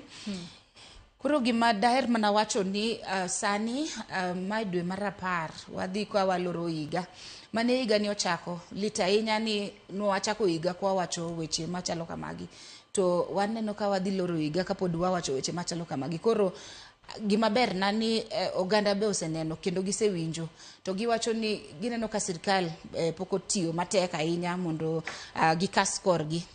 Koro wan pod wamedo mana kwayo sirkal wamedo mana kwayo president marwa ni oyie owache wach samoro ka wawinjo duond jatendwa be wadok chien matin oyie ane okonywa kwero joma nego jigi ni obro kaonegi hatua matek kabisa. Be dwaer wacho ni wan kaka joma tiyo gi migawo mag sirkal wan ready tiyo gi sirkal mondo wang'i ane ni ratiro mag joma mine gi joma nyithindo ni kare kabisa. To mogik en ni campaign marwa mar ng'iyo weche mag gi weche mag ratiro mag mine gi joma nyiri mabiro 16 days wan dwaher kabisa ni mondo jopiny obi mondo okonywa be paro ni ere kaka wanyalo tiyo maber kendo mondo wa protect nyiwa gi joma mine. Erokamano ahinya Janet Anyango jalup jatatije mar FIDA Kenya kuom kawo thuolo mar okinyi ma kawuono mar mondo mi bi watwaga kotudore koda medruok e nek mag mine. Nyakwara Mugejwang imbe ndagoni erokamano ahinya kuom bedo kodwa nyaka gi sani mwachopo e giko mar twak moro mokwongo e chenro mar opiny. Wageno ni sirkal biro bedo ka temo matek mar mondo mi okeda kod nek mag mine pachoka kendo jogo ma oyud kod maundu mar nego miyo mora more pachoka kata mar nego ng'ata ng'ate pachoka ibro bed ka ikaone gi ondamo mager mar chik kaluore kod pen chike ma pachokae. Nyakwara Mugejwang yiena mar mondo mi akaw yoyo madundo gi sani bang'e tibro bedo ka yudo chenro mar tedo gi chiemo gi Jael Lieta kik idhi mabor.